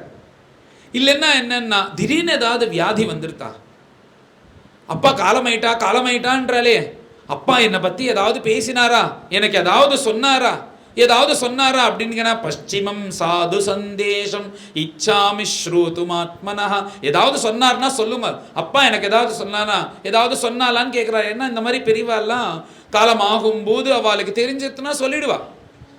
மேலே நம்ம குடும்பத்தில் இருக்கிற இந்த தர்மங்கள்லாம் இருக்கு, இந்த மண்டபடி பண்ணணும், இந்த சமயத்தில் இந்த பாராயணம் பண்ணணும், இந்த உற்சவங்கள்லாம் பண்ணணும், இதெல்லாம் குடும்பத்தில் பண்ணிட்டு வந்துட்டுருக்கோம், குலதேவதா ஆராதனம் இதெல்லாம் பண்ணணும்னு சொல்லிட்டு போவாளோ பெரியவா.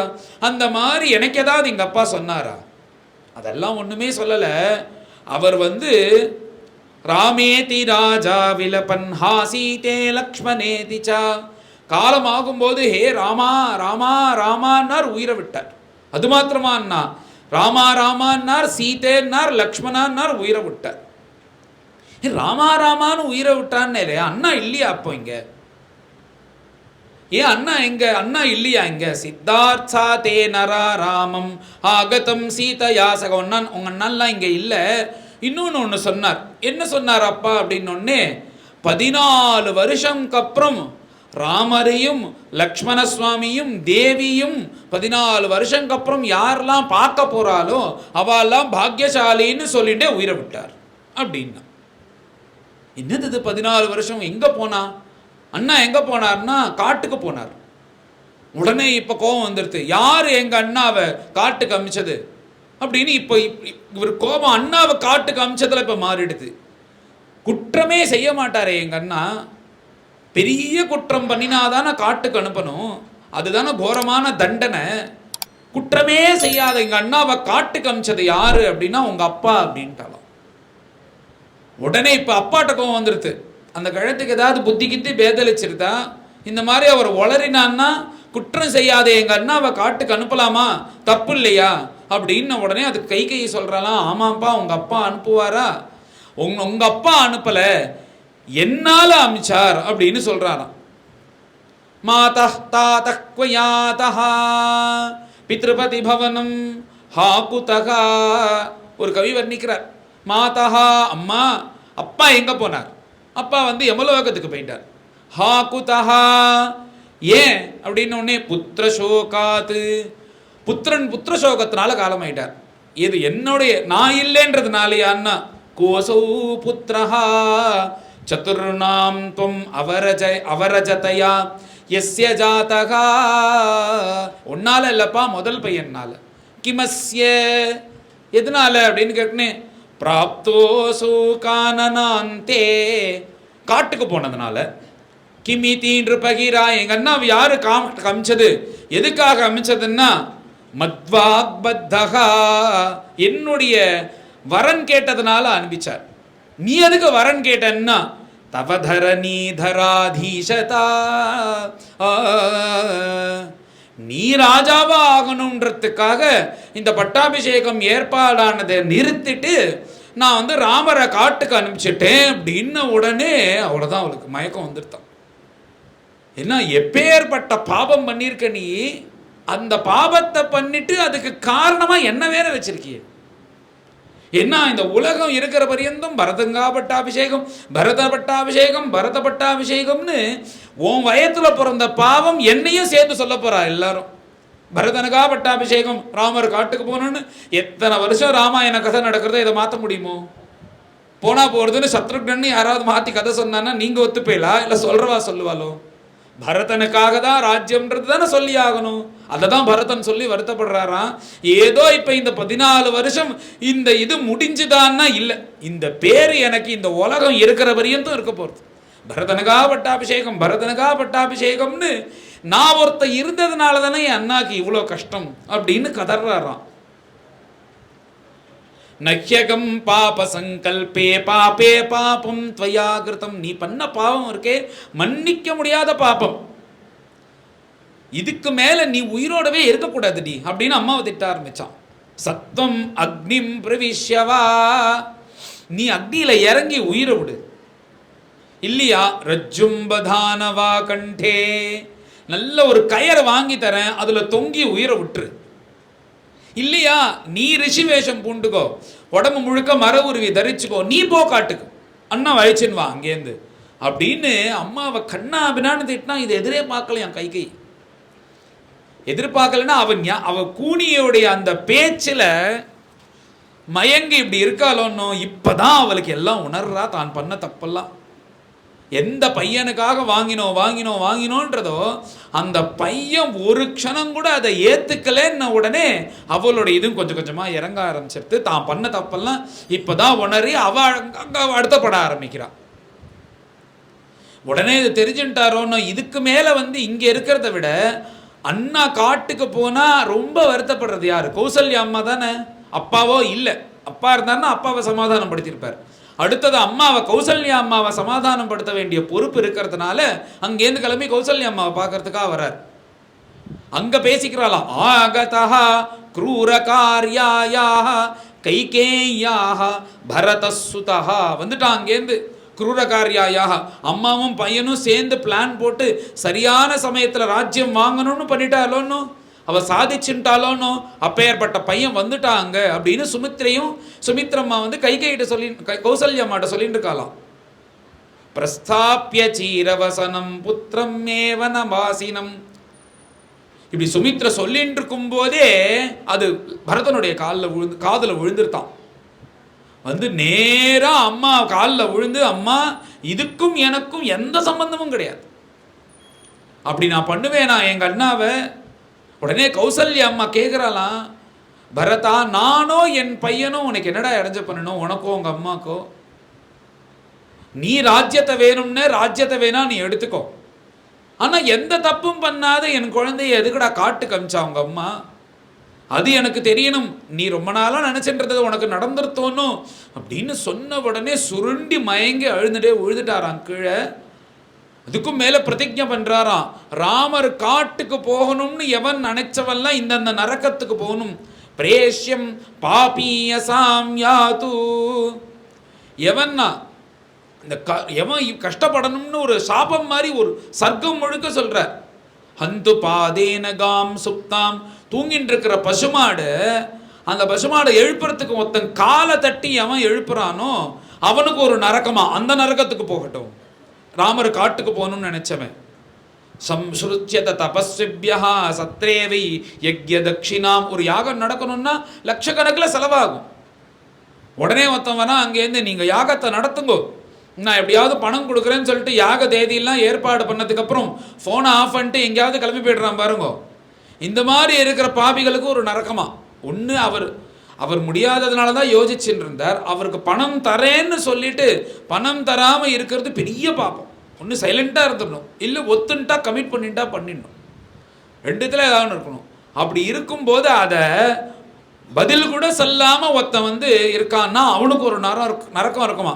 அந்த நரக்கத்துக்கு போகட்டும். ராமர் யார் காட்டுக்கும் போகணும்னு நினைக்கிறாளோ, உபே சந்தியே ஷயானஸ்ய எத் பாபம் பரிகல்பியதே, கார்த்தால சூரியோதயம் போதும் சாயந்தரம் சூரிய அஸ்தமனம் போதும் எவன் தூங்கினா அதுக்கு ஒரு நரக்கமா. தூங்கக்கூடாது அந்த சமயத்தில். அவன் எந்த நரக்கத்துக்கு போறானோ அந்த நரக்கத்துக்கு ராமர் காட்டுக்கு போனவன் நடக்கட்டும். புத்திரேர் தாரைஷ்ச பிருத்தேஷ்ச சுகிருஹே பரிவாரிதா, எல்லாரும் இருக்கும்போது யாருக்கும் கொடுக்காம தான் மாத்திரம் சாப்பிட்றானே நல்ல பதார்த்தங்கள்லாம், அவனுக்கு ஒரு நரக்கமா.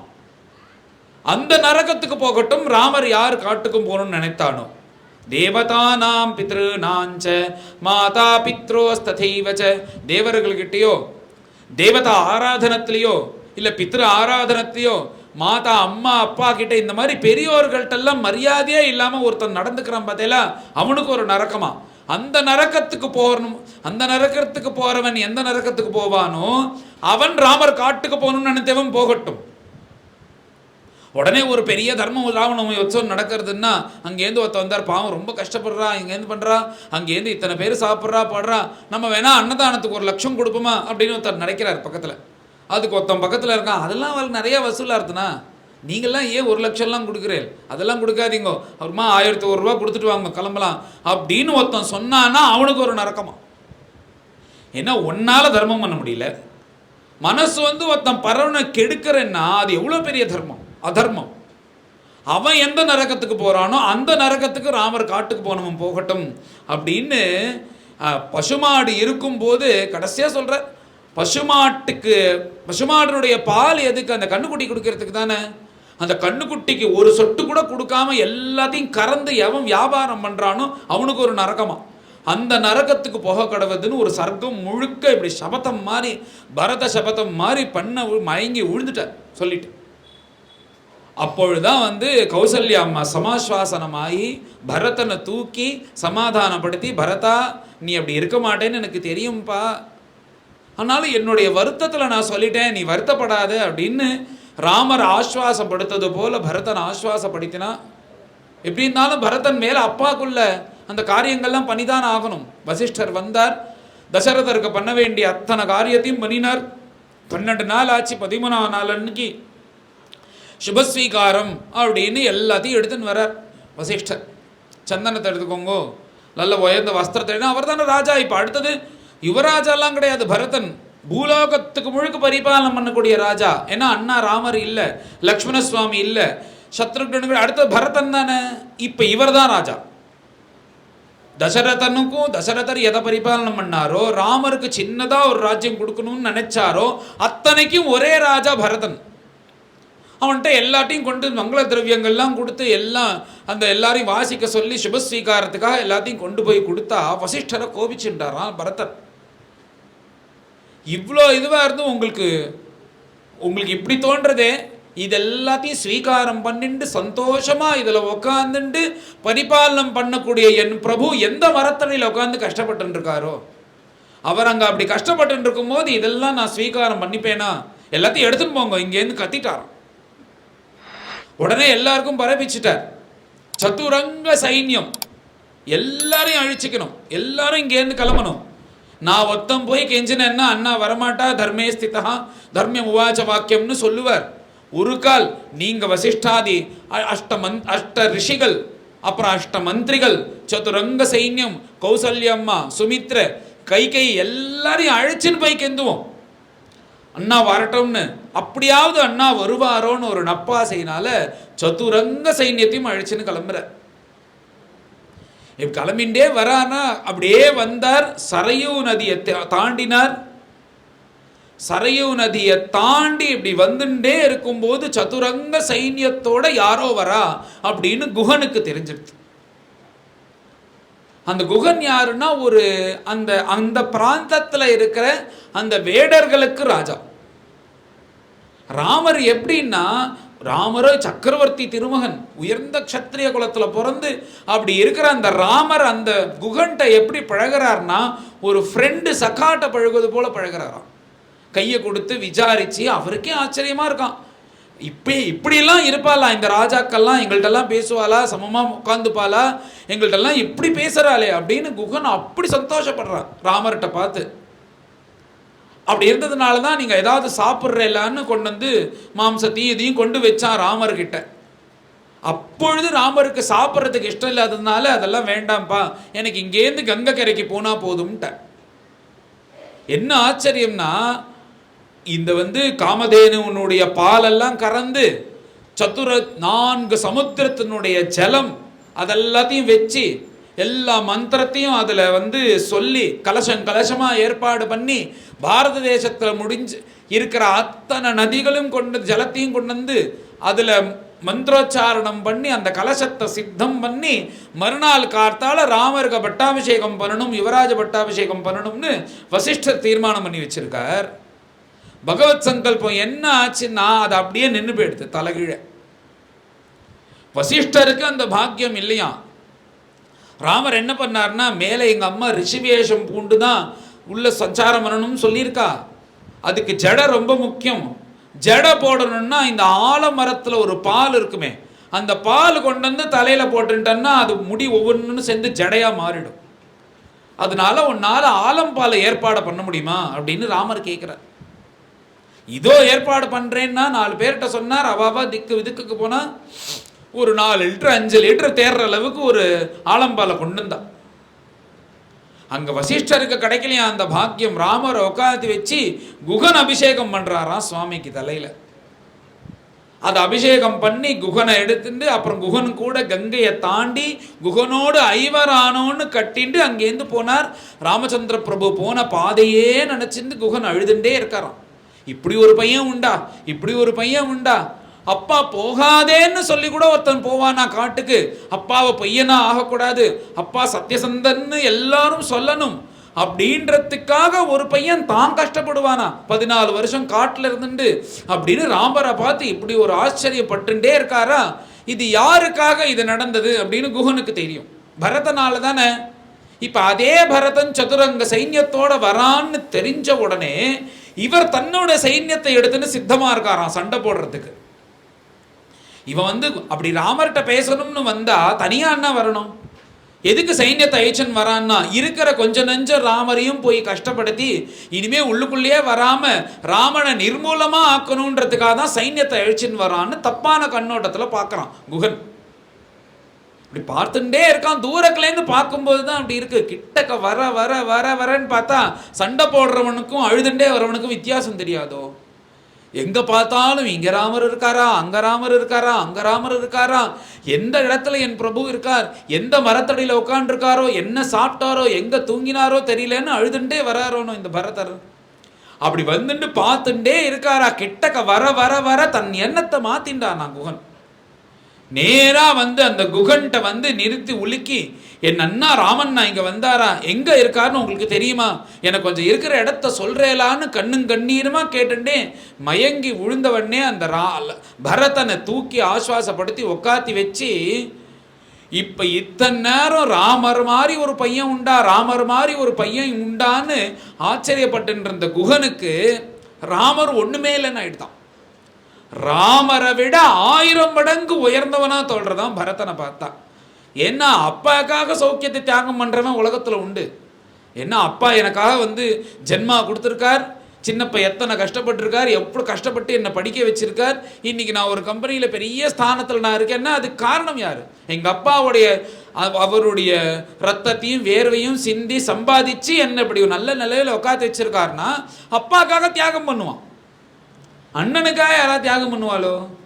ஒரு சின்ன விஷயத்தை கூட தியாகம் பண்ண, நீ போய் பால் பாக்கெட் வாங்கிட்டு வானா, தினமும் நான் தானே வாங்கிட்டு வரேன், இன்னைக்கு போய் அவனை வாங்கிட்டு சொல்லு அப்படின்னு தானே சொல்லுவேன். ஒரு பால் பாக்கெட் வாங்கிட்டு வரத்துக்கு எவ்வளோ நேரம் ஆகும்? ஒரு 10 நிமிஷம் ஆகும். டெய்லி அவன் தானே இருக்கான். இந்த துணியை காய போடணும்னா நேற்றுக்கு நான் காய போட்டேன், இன்னைக்கு அவனை போட சொல்லு. இது உலகத்தில் நடக்கிறதுன்னு யாரும் அப்பா அம்மாக்காக செய்வா, அண்ணனும் தம்பிக்காக செய்வாளோ? செய்யவே மாட்டான். அதுவும் அண்ணன் தம்பிக்கு மேக்சிமம் சண்டை வரதே வயசானதுக்கு அப்புறம் இந்த சொத்து பிரிவில் தான். எத்தனை குடும்பம் அண்ணன் தம்பி பேசாம வருஷக்கணக்காக இருக்கா. எங்க அப்பா கொடுக்கும்போது எங்க அண்ணன் ஏமாத்தி அதையும் வாங்கிட்டான். 2 ஃபிளாட் இருந்தது, ஒரு ஃபிளாட் 2 அவன் எடுத்துட்டான், எனக்கு 1 தான் கொடுத்தான், இத்தனை பவுன் நகையில அதை எடுத்துட்டான் அப்படின்னு பேசாம வருஷக்கணக்கில் பேசாம இருக்கா. அண்ணன் தம்பி அண்ணாக்காக தம்பி தியாகம் பண்ணான்றது ரொம்ப ரொம்ப ரொம்ப ரொம்ப ரேர் தானே. இப்போ யாரா அப்படி இருக்கான்னு உங்களுக்கு தெரிஞ்சா சொல்லுங்க, பரதனோட சேர்ந்து சொல்லலாம். அது பார்க்கவே முடியாது அந்த மாதிரி. ஏன்னா அப்பாக்காக தியாகம் பண்ணவா உண்டு, அண்ணனுக்காக தியாகம் பண்ணவா உண்டான்னு ஆச்சரியப்பட்டு, அதனால என்னாச்சுன்னா அப்பாக்காக அகண்ட ராஜ்யத்தை உச்ச ராமரை விட அண்ணாக்காக கொடுக்குற இந்த பரதன் 1000 மடங்கு உயர்ந்தவனா போயிட்டானா அந்த குகனுக்கு. பார்த்த உடனே ஆமாப்பா உன்ன மாதிரி ஒரு தம்பி உண்டா இந்த உலகத்துல அப்படின்னு குகனை ஆஸ்வாசப்படுத்துறேன்னு அதெல்லாம் காதல விழல பரதனுக்கு. இந்த புகழ்ச்சியெல்லாம் இப்போ வருமோ அவருக்கு? அவருக்கு அண்ணாவை பார்க்கணும், அழிச்சுன்னு போய் ராஜ்யத்தில் உட்காத்தி வைக்கணும், அண்ணாவை திருப்பி ராஜாவாக பார்க்கணுன்ற ஒரே ஆசை தானே. எங்கே இருக்கா சொல்லுங்க, எங்கே இருக்க சொல்லான்னு கேட்டோடனே கவலையே படாத, நான் உங்கள் எல்லாரையும் என்னுடைய படகுல இந்த கங்கையை தாண்ட வைக்கிறேன். இந்த கங்கையை தாண்டி போனேன்னா இங்கே சித்திரக்கூட்டம்னு ஒரு மலை இருக்கு, அந்த பிராந்தத்தில் தான் ராமர் இருக்காருன்னு கேள்விப்பட்டேன், நீ அங்கே போனால் பார்க்கலாம் அப்படின்னு. உடனே அண்ணாவை பார்க்கணுன்ற ஆசை சதுரங்க சைன்யத்தோட குகனுடைய சகாயத்தினால அந்த கங்கையை கடந்தார். கங்கையை கடந்து நேராக போறார். பரத்வாஜ ஆசிரமம் வந்துடுது.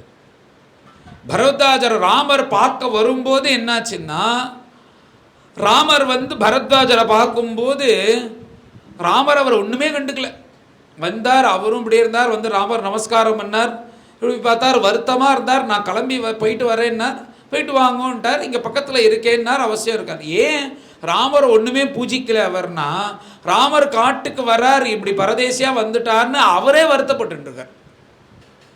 அவர் வருத்தப்பட்டு இருக்கும்போது என்னத்தை அவருக்கு பூஜை பண்ணி ஆதித்யம்லாம் கொடுக்க முடியும், சாப்பாடெலாம் போட முடியும்? அதனால ராமருக்கு அவர் எந்த ஆதித்யமும் பண்ணல. அவர் மனசில் நினச்சிட்டு இருக்கார். இப்போ வருத்தத்தில் இருக்கார். அந்த கணக்கை பின்னாடி தீர்த்துக்கிறார். 14 வருஷங்க அப்புறம் திரும்ப வராலோன்னும். அப்போ வரும்போது நேராக இங்கே தான் வந்து இறங்குறார், புஷ்பக விமானத்தில், பரத்வாஜ ஆசிரமத்தில் தான்.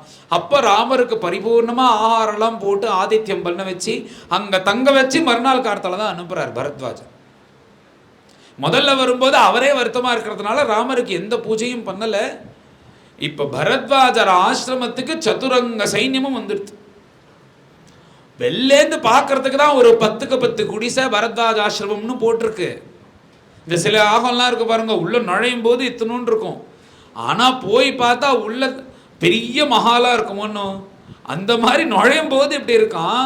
அவர் என்ன பண்ணார்னா, தன்னுடைய தபஸ்னால இவா எல்லாருக்கும் ஆதித்யத்தை கொடுக்கணும், இவாளை கவனிக்கணும். இத்தனை பேரையும் ராம காரியத்துக்காக போறா, நம்ம தபஸ் வச்சுன்னு என்ன பண்ண போறோம், இத்தனை தபஸை குமிச்சு வச்சிருக்கமே, இவாளுக்காக செலவு பண்ணுவோம் அப்படின்னார். ஒரு சங்கல்ப மாத்திரத்துல அங்க ஒரு அமராவதியே சிருஷ்டி ஆயிட்டான். சொர்க்கலோகம் அளவுக்கு ஒரு சுகம் இருக்கக்கூடிய அமராவதி. உடனே உள்ள போனா என்னன்னா, ஒவ்வொருத்தருக்கும் தனித்தனி ரூம், அவாவாளுக்கு ஒரு தனித்தனி ரூம், எல்லாம் ஃபுல் வசதிகளோட, ஏசியோட, எல்லாம் ஃபுல் இன்டர்நெட் கனெக்ஷனோட அவளுக்கு வேணுங்கிறத பார்த்து சுவிட்சு தட்டினா 2 மாமி வரா, என்ன வேணும்னு கேட்குறா வந்து. அவளுக்கு வேணுங்கிறத அத்தனையும் கொடுத்து அப்படி ஒரு ஆதித்யமா.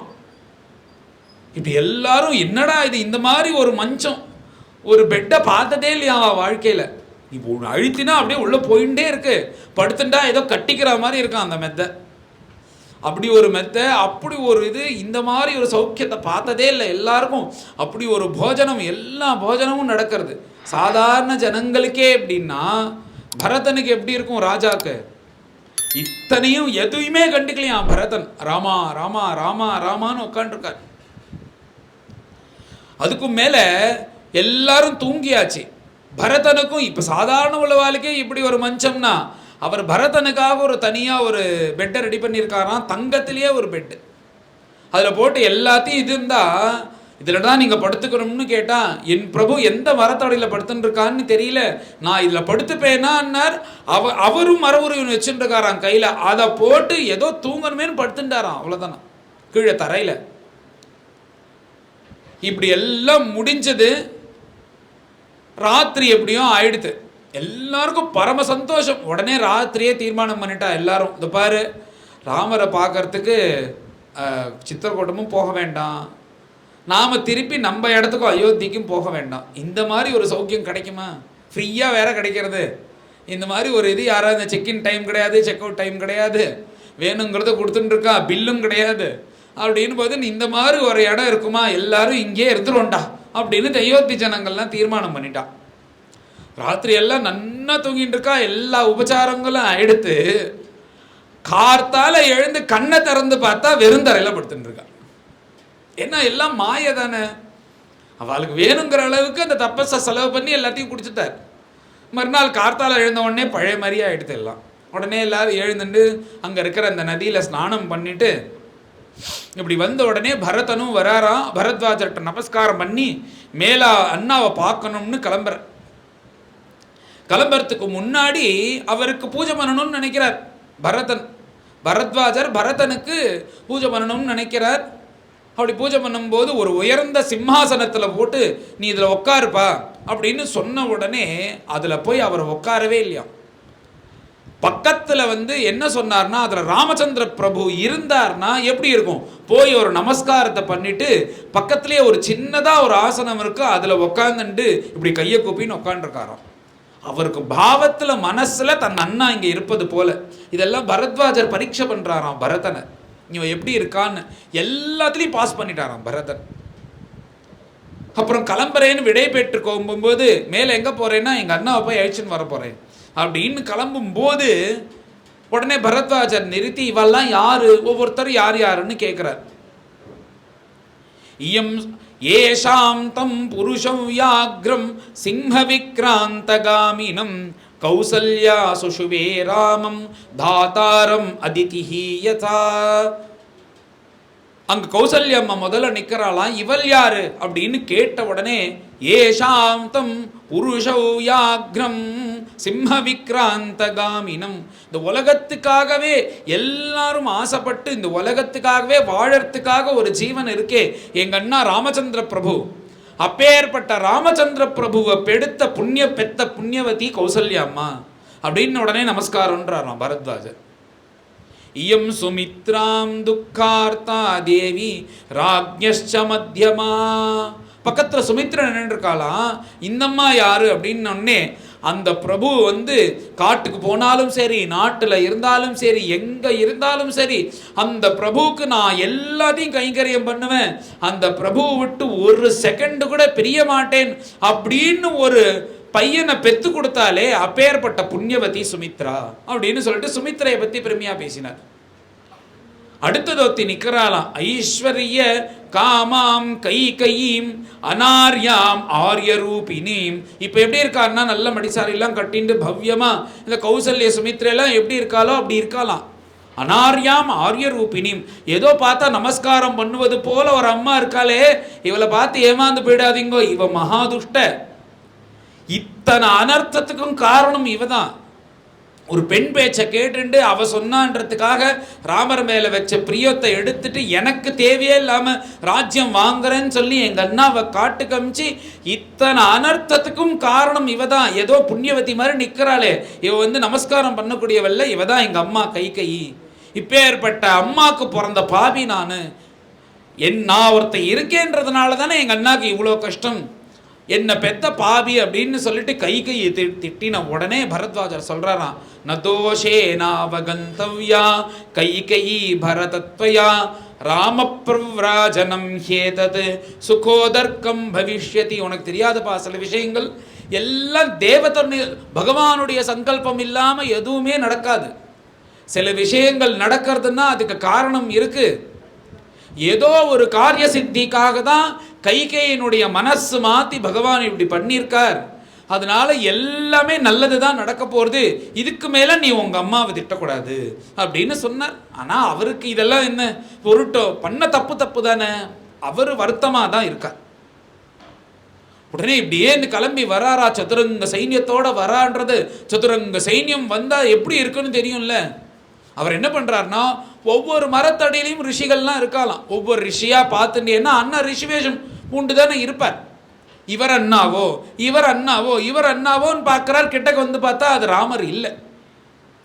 இப்படி கண்ணுங்கண்ணீருமா அழுதுண்டே நம்ம அண்ணா இங்கே தானே இருக்கா, நம்ம அண்ணா இங்கே தானே இருக்கான்னு பார்த்துட்டே வராரா. சதுரங்க சைன்யத்தோட வரும்போது இந்த சித்திரக்கூட்டத்தில் ஒரு பர்ணசாலையில் ஒரு திண்ணை மாதிரி இருக்கான். அதில் கால் மேலே கால் போட்டுன்னு ராமர் உட்காண்டிருக்கார். அப்படி உட்காண்டிருக்காரோன்னு ராமர் பக்கத்தில் லக்ஷ்மண சுவாமி ஒரு இது வச்சுன்னு விசிறின்னு இருக்காராம். சதுரங்க சைன்யம் வந்தா சப்தம் எப்படி இருக்கும், ஒரு சப்தம். உடனே லக்ஷ்மண சுவாமி மேலே ஏறி என்ன வருதுன்னு பார்க்கறேன் அப்படின்னு அந்த மரத்துல ஏறி பார்க்கறாரா. பரதன் சதுரங்க சைன்யத்தோட வரத பார்க்கறார். அண்ணா மேல வில் அம்ப எடுங்கோ, இவன் காட்டுக்கு அமிச்சது போராதுன்னு சொல்லிட்டு மேல சண்டை போடுறதுக்கு வேற வரான் பரதன். வில்லம்ப எடுங்கோ, நம்மளை காப்பாத்திக்கணும், எடுத்து நான் சண்டை போடுறேன், நீங்க உட்காருங்க, நான் பார்த்துக்கிறேன் இவனை அப்படின்னு சொல்லிட்டு கோபம் வருதான் லக்ஷ்மண சுவாமிக்கு. உடனே லக்ஷ்மண சுவாமி கீழே இறங்குடா அப்படின்னு திட்டி சொல்லி, உனக்கு என் மேல எவ்வளோ பிரியம் இருக்கு, உன் உடம்புக்குள்ள ஓடுற ரத்தம் தானே அவனுக்குள்ளேயும் ஓடுறது, பரதன் ஒரு பொழுதும் தப்பு பண்ண மாட்டான், நீ இறங்கு கீழே அப்படின்னு லக்ஷ்மண சுவாமி அதட்டி பக்கத்துல நிக்க வச்சார். இப்படி நிக்க வச்சுட்டு இருந்தா கிட்டக்க வரார். அவருக்கு பரதனுக்கு என்னன்னா அழுது, பொதுவா அழுதா நம்மளுக்கு எப்படி இருக்கும், கண் மங்கலா இருக்கும், முன்னாடி என்ன இருக்குன்னு நல்ல கிளியரா தெரியாது.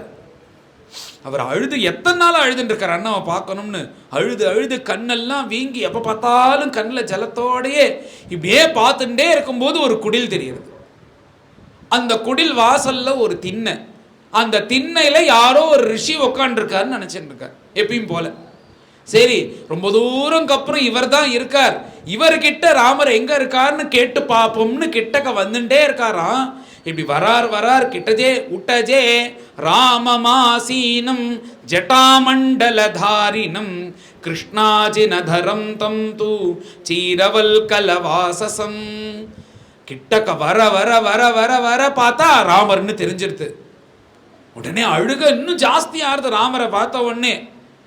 இது எப்பேற்பட்ட சரீரம், உயர்ந்த சந்தனம் குங்குமம் பூ போட்டு அந்த சந்தனத்தை பூசிண்டு உயர்ந்த வாசன திரவியங்கள்லாம் அடிச்சுண்டு உயர்ந்த பட்டு வஸ்திரத்தை கட்டிண்டு அத்தனை சௌக்கியத்தோட ராஜ்ய பரிபாலனம் பண்ண வேண்டிய சரீரம் பரதேசியாக மர உருவிய தரிச்சுண்டு என் பொருட்டு இங்க உட்காண்டிருக்கேன் அப்படின்னு சொல்லிட்டு அழுதுண்டே வரார். அண்ணான்னு விழணும்னு வரார், அண்ணா திருவடியில விழணும்னு இப்படி வரார். அவர் கண்ணு மங்கி போனதுனால ராமருக்கு இன்னும் 5 அடி இருக்காராம், அதுக்கு முன்னாடியே விழுந்துட்டாராம் பூமியில. அண்ணா அப்படின்னு சொல்லிட்டு விழுந்துட்டாராம். ராமருக்கு இதுக்கு மேல தாங்குமோ? விழுந்த பரதனை தூக்கி ஆஸ்வாசப்படுத்தி மடியில உட்காத்தி வச்சு சமாதானப்படுத்துறாராம் பரதனை. ராமருக்கும் பரதனுக்கும் 12 மணி நேரம் தான் வித்தியாசம். 12 மணி நேரம் வித்தியாசமா இருக்கக்கூடிய பரதர் எப்படி உயிரை கொடுக்கிறார், அண்ணா அண்ணா அண்ணா அண்ணான்னு. அப்பேற்பட்ட தம்பியை ஏதோ 10 வயசு சின்னவன் தம்பி மாதிரி மடியில உட்காத்தி வச்சு ஆஸ்வாசப்படுத்துறாராம் பரதனை. இப்ப பரதாழ்வாருக்கு பயம் வந்துருது. ஏன்னா கௌசல்யா அம்மா கேட்டாலும் 14 வருஷம் நீ 12 வருஷம் முன்னாடி உங்க அம்மாட்ட சொல்லி வச்சதை சாதிச்சுட்டியோனோன்னு கௌசல்யா கேட்டது போல ராமர் கேட்டார்னா இவருக்கு உயிரே போயிடும். அதுக்குனால இவர் முந்திக்கிறாராம். திக்ஜீவிதம் நிருஷம்சஸ்ய மமலோக விகர்ஹிதம் பாதௌ அப்ராப்ய ராமஸ்ய பபாத பரதோருதன்னு அழுதுண்டே சொல்றானா, அண்ணா இதுக்கும் எனக்கும் ஒரு சம்பந்தமும் கிடையாது, நான் அப்படிலாம் எதுவும் சொல்லலை, இது எல்லாத்துக்கும் காரணம் என் அம்மா கைகேயி தான், எனக்கும் இதுவும் எந்த சம்பந்தமும் கிடையாதுன்னு இவர் முழுந்துட்டாராம். ராமர்கிட்ட சொல்லும்போது ராமர் ஏதாவது சொல்லிட்டாருன்னா என்ன பண்றதுன்னு உடனே ராமர் சொல்றார், எனக்கு உன்னை பத்தி தெரியாதாடா பரதா, எனக்குள்ள என்ன ஒரு நல்ல குணங்கள் இருக்கோ எனக்கு ஏன் வந்ததுன்னா எங்க அப்பாவால வந்தது. அப்பேற்பட்ட அப்பாவோட புத்திரன் தானே நீயும், நீ எப்படி ஒரு கெட்ட புத்திரனா ஆக முடியும்? கண்டிப்பா உனக்கு இது தோணாதுன்னு எனக்கு தெரியும்டா, நீ சொல்லணும்ன்ற அவசியம் இல்லை அப்படின்னு பரதனை ஆசுவாசப்படுத்துறார். அவரால் முடியல, தேம்பி தேம்பி தேம்பி தேம்பி அழறார். கொஞ்சம் கொஞ்சமா சமாதானம் படுத்தின உடனே முதல் கேள்வி ராமர் என்ன கேட்கிறார்னா, அப்பா சௌக்கியமா அப்படின்னு கேட்கிறார். வேற எந்த கேள்வியும் இல்லை, முதல் கேள்வி அப்பா சௌக்கியமா அப்படின்னு கேட்ட உடனே யாம் விருத்திம் வர்த்ததே தாதா யாம் ச நஃப் பிரபிதாமகா தாம் விருத்திம் வர்த்தசே கச்சித் யா ச சத்பதகா சுபா த்வாமேவ சோசந்தவ தர்சனேப்சுः त्वय्येव सक्ताम् अनिवर्त्य बुद्धिं त्वया विहीनः तव शोकरुग्नः तां संस्मरन् अस्तमितः पिता ते. நீங்க காட்டுக்கு போனதுக்கு அப்புறம் ராமா ராமா ராமா ராமா ராமான்னு என்ன பண்ணார்னா, முதல்ல கண்ணு போச்சு, கொஞ்சம் கொஞ்சமா உயிர் பிரிஞ்சது, அவர் நம்ம கூட இல்லை, தசரதர் காலமாயிட்டார், யாகதிகி சர்வ சாதுனாம் அப்படின்றார். இவர் அவர் கைகேயி சொன்னதுக்கும் இவர் சொன்னதுக்கும் உள்ள வித்தியாசத்தை பாருங்க. நல்ல தர்மாத்மாக்கள் பேசுறதுக்கும் அசத்துகள் பேசுறதுக்கும் என்ன வித்தியாசம்? யாகதிகி சர்வபூதானாம்னா, இந்த உலகத்துல பிறந்த எல்லா ஜீவனும் எந்த லோகத்துக்கு போகணுமோ ஒரு நாள் போய்தான் ஆகணும். உங்க அப்பா அதுக்கு போயிட்டாருன்னு அலட்சியமா சொன்னார். இவர் என்ன சொன்னார்? யாகதி சர்வ சாதுனாம். சாதுன்னா என்ன அர்த்தம்னா, இப்ப நாம என்ன அவர் ரொம்ப சாது அப்படின்னு, ரொம்ப சாதுன்னா என்ன அர்த்தம்னா பாவம் அசடு ஒன்றும் தெரியாது. ஆனால் சாஸ்திர பிரகாரம் சாதுன்னா என்ன அர்த்தம்னா, எல்லாத்தையும் அனுஷ்டானம் பண்ணிண்டு சாஸ்திரோக்தமாக யார் வாழறாலோ அவளுக்கு சாதுன்னு பேர், சாதவஹா அப்படின்னு அவளுக்கு பேர். அந்த மாதிரி எல்லாத்தையும் சரியா பண்ணி ஒருத்த எந்த புண்ணியலோகத்தை அடைவானோ அப்பேற்பட்ட புண்ணியலோகத்தை அப்பா அடைந்தார் அப்படின்ன உடனே அழ ஆரம்பிச்சிட்டார் ராமர். அழறார். உடனே தேவியை பார்த்து கதர்றார். சீதே மிருதஸ்தேஸ்வசுரஹா, மாமனார் இல்லாம ஆயிடுத்தே உனக்குன்னு சீதையை கட்டின்னு அழறார். பித்ராஹீனோசி லக்ஷ்மணா, அப்பா இல்லாம பையனாயிட்டே லக்ஷ்மணா அப்படின்னு கட்டிக்கிறார். கட்டின்னு கதர்றாரா ராமர். ஏன்னா எங்க அப்பா வச்ச பிரியத்தை இந்த ஜென்மால என்னால வைக்க முடியாது. ஏன்னா நான் 14 வருஷம் தாத்காலிகமா பிரிஞ்சிருக்கேன், அவ்வளவுதான். 14வது வருஷம்க்கு அப்புறம் 15வது வருஷம்க்கு அப்புறம் அயோத்தி வந்துருவேன்னு தெரியும் கண்டிப்பா எங்க அப்பாவுக்கு. ஆனா இப்ப தாத்காலிகமா டெம்பரரியா பிரிஞ்ச என்ன அது தாங்க முடியாம எங்க அப்பா உயிரை விட்டுட்டார். இனிமே எங்க அப்பா தீர்மானமா வரமாட்டார், காலமாயிட்டார்னு எனக்கு தெரியும். ஆனா நான் இன்னும் உயிரோட இருக்கேனே, இதனால தாத்காலிகமா பிரிஞ்ச என்ன தாங்க முடியாது, எங்க அப்பா காலமாயிட்டார், இனிமே வரமாட்டார்னு தெரிஞ்சும் கூட நான் இன்னும் உயிரோட இருக்கேனே, அதனால எங்க அப்பா வச்ச பிரியத்தை என்னால வைக்க முடியாது அப்படின்னு கதர்றார்.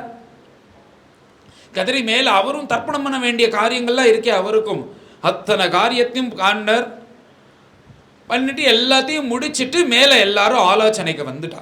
ஸ்திரியா நியுக்த கைகேயா மம மாத்ரா பரம் தபா.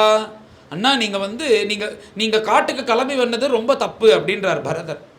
ஏன்னா அவ கைகை வஞ்சனையா வரம் வாங்கி அப்பாவை அப்படி நடுப்புற நிறுத்திட்டா. ஒரு பெண்ணோட பேச்சை கேட்டு, இந்த கூனியோட பேச்சை கேட்டு இப்படி ஒரு தப்பை பண்ணிட்டா. அதனால இது கபட்டமா வாங்கின வரன், இது தெரிஞ்சு வாங்கின வரன் கிடையாது. அதுக்கும் மேல உங்களுக்கு வரன் கொடுத்த அப்பாவே இப்ப இல்லை, அதனால நீங்க தான் வந்து ராஜ்ய பரிபாலனம் பண்ணணும். உடனே தர்மம் தர்மம்னார். அதுக்கு பரதன் சொல்றார், தர்மம் தர்மம்னா எனக்கு தெரிஞ்ச தர்மம் ஒண்ணுதான் அண்ணா. பெரிய அண்ணா இருக்கும்போது சின்ன தம்பி ராஜ்ய பரிபாலனம் பண்ணக்கூடாதுன்றது சாஸ்திரம். அதனாலதான் மூத்த மகனுக்கு ராஜ்ய பரிபாலனம் பண்றதுக்கு உட்கார்றதுக்கு ராஜ்யார்கம்னு நம்ம சூரிய வம்சத்துல இதுதானே இருக்கு. நீங்க புதுசா அப்படிலாம் பண்ணக்கூடாது. அதனால நீங்க தான் வந்து பரிபாலனம் பண்ணணும் அப்படின்னு சொல்லிட்டு பலவாறு பரதன் பேசுறார்.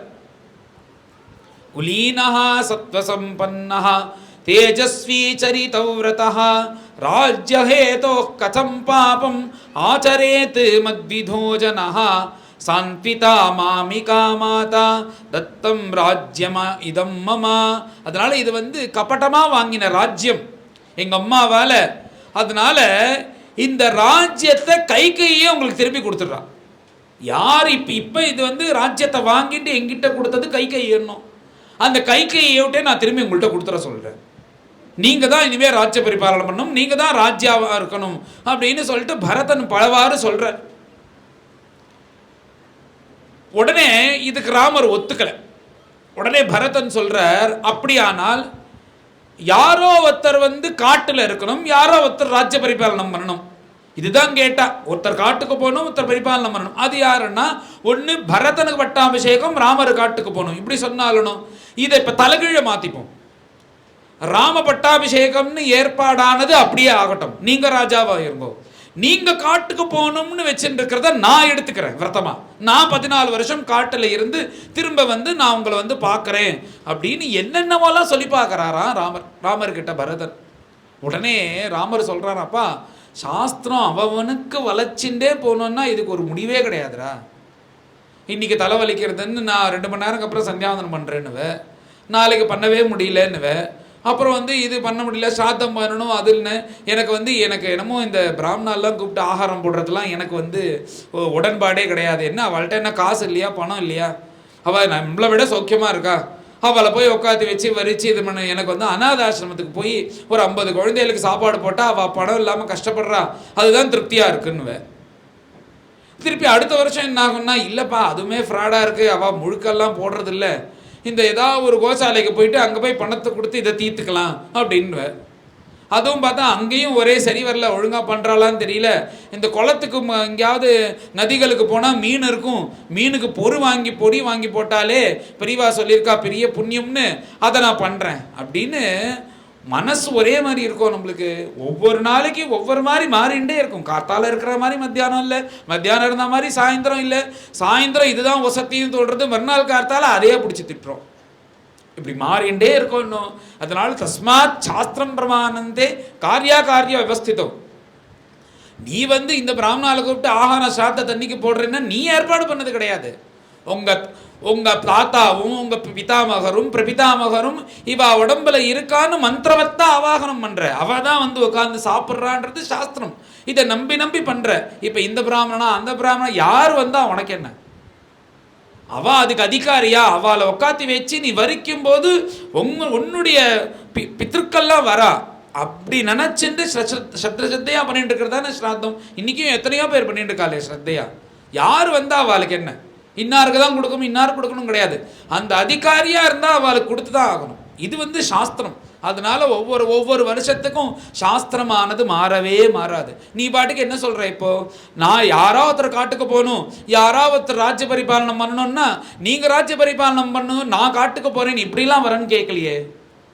கேட்டது என்ன? ராமப்பிரவராஜனம், ராமர் காட்டுக்கு போகணும், பரத பட்டாபிஷேகம், இதுதானே கேட்டான். அப்ப இதுதான் சத்தியம், இது நம்மளுக்கு இஷ்டத்துக்கு மாற்றக்கூடாது அப்படின்னு பலவாறு பேச்சுவார்த்தை ரொம்ப நாட்கள் நடக்கிறது. அவ 2 பேருக்குள்ள பேச்சுவார்த்தை. ஒரு பெரிய ஒரு மீட்டிங் நடக்கும், திருப்பி அன்னைக்கு கலைஞ்சிரும். இந்த மாதிரி 2-3 நாள் நடக்கிறது மீட்டிங். நாத்மன காமகாரோஸ்தி புருஷோ யமனீஸ்வரஹ இதச்சேதச்சரச்சைவ கிருதாந்தஃ பரிகரிஷதி சர்வே க்ஷயாந்தாஹ நிச்சயாஹ. நீ என்ன நினைச்சிருக்க? எல்லாரும் ஒரு நாளைக்கு வந்தா போதாண்டா ஆகணும். சர்வே க்ஷயாந்தாஹ நிச்சயாஹ. வந்தா போய் தானே. இப்ப கதைக்கு எல்லாரும் வந்திருக்கேள், இங்கே இருந்துட போறேன், இங்கே இருந்தா செக்யூரிட்டி விடுவார், உங்களை ஆளுக்கு அனுப்பிச்சிடுவார். நாம இருக்கவும் மாட்டோம், அனுப்பிச்சிருவா. வந்தா போய் தான் ஆகணும். இந்த உலகத்துக்கு வந்தா கிளம்பிதான் ஆகணும், கிளம்பினா திரும்பி வந்து தான் ஆகணும். இது யாராலையும் மாற்ற முடியாது. ஒரு கல்லை தூக்கி மேலே விட்டு எரியறேன்னா எவ்வளோ தூரம் போகும்? மேலே போன கல் திருப்பி வந்து விழத்தான் விழுண்டா. இதுதான் வந்து தர்மம், இதுதான் உலக நியதி. சம்யோகா விப்ரயோகாந்தா. திடீர்னு இந்த ஜென்மால நீ வந்து தம்பியா இருக்க, போன ஜென்மால நீ யாரு? அடுத்த ஜென்மால நீ வந்து பிறக்க போறியா? நான் ராமன் தான் பரதனுக்கு அண்ணாவா, இல்லை பரதனுக்கு ராமன் தான் தம்பி, ராமருக்கு பரதன் தான் தம்பியா? எதுவுமே சாஸ்வதம் இல்லைப்பா. அதாவது பகவான் அப்பப்ப அந்த ஜென்மால கூட்டி விடுறாரு, அவ்வளோதான். மரணாந்தம் ச ஜீவிதம் அத்யேதி ரஜனி யாத்து யாத்யேவ யமுனா பூர்ணா சமுத்திரம் லவணார்ணவம். ராத்திரி வந்தா பகல் வரதான் வரும். மலைக்கு மேல கிளம்பின நதி சமுத்திரத்தில் போய் சேரவா சேரும். அதனால நம்ம சகைவு மிருத்யுர் வியஜதி. நம்ம உடம்புல எப்பயுமே மிருத்யு இருக்கானா? ஏதோ மிருத்யு தனியா எங்கேருந்தோ வருவான்றது கிடையாது, உன் கூடையே தான் இருப்பான். கத்வாதி சுதீர்கம். நான் மிருத்யு கிட்டேந்து வழங்கணும்னு யாராவது ஒருத்தர் குடுன்னு ஒரு 5 கிலோமீட்டர் ஓடினான்னா மிருத்யு அங்கல்ல, அந்த 5 கிலோமீட்டர் உங்கூடே தான் வந்துட்டு இருக்கான். அதனால சகைவ மிருத்யுர் வியஜதி. இது எல்லாம் உலக நியதி. அதனால இதுக்காக நீ ஒரு தர்மத்தையோ நாம ஒரு நியாயத்தையோ ஒரு சத்தியத்தையோ நம்மளால மாற்றவே முடியாது அப்படின்னு சொல்லிட்டு யதா காஷ்டம் ச சமேயாதாம் மார்ணவே.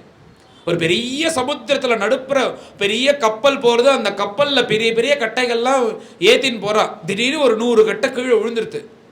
அது கண்டுக்காமல் அந்த கப்பல் போயிடுத்துன்னா அது என்ன அர்த்தம்னா மெதுவாக காற்று அலையெல்லாம் சேர்ந்துட்டு அந்த அந்த 100 கட்டையில் ஒரு 10 கட்டை அலைக்கு கரைக்கு வருது. கரைக்கு வந்து என்ன பண்ணுறதுன்னா திரும்ப போகிறது. அது அலைன்றது வந்து போயிட்டே இருக்கும். ஒன்றும் திரும்ப போகும்போது அந்த 10 கட்டை ரிட்டர்ன் ஆகி அது என்ன பண்ணுறதுன்னா புதுசாக ஒரு 5 கட்டையை எடுத்துக்கிறது, இந்த 5 கட்டையை கட்டி விட்டுறது. திரும்ப அடுத்த அலையில இந்த 10 போய் திரும்ப புதுசா இன்னொரு 10 கட்டை வருது. இந்த மாதிரி யதா காஷ்டஞ்ச சமேயாதாம் மார்ணவே.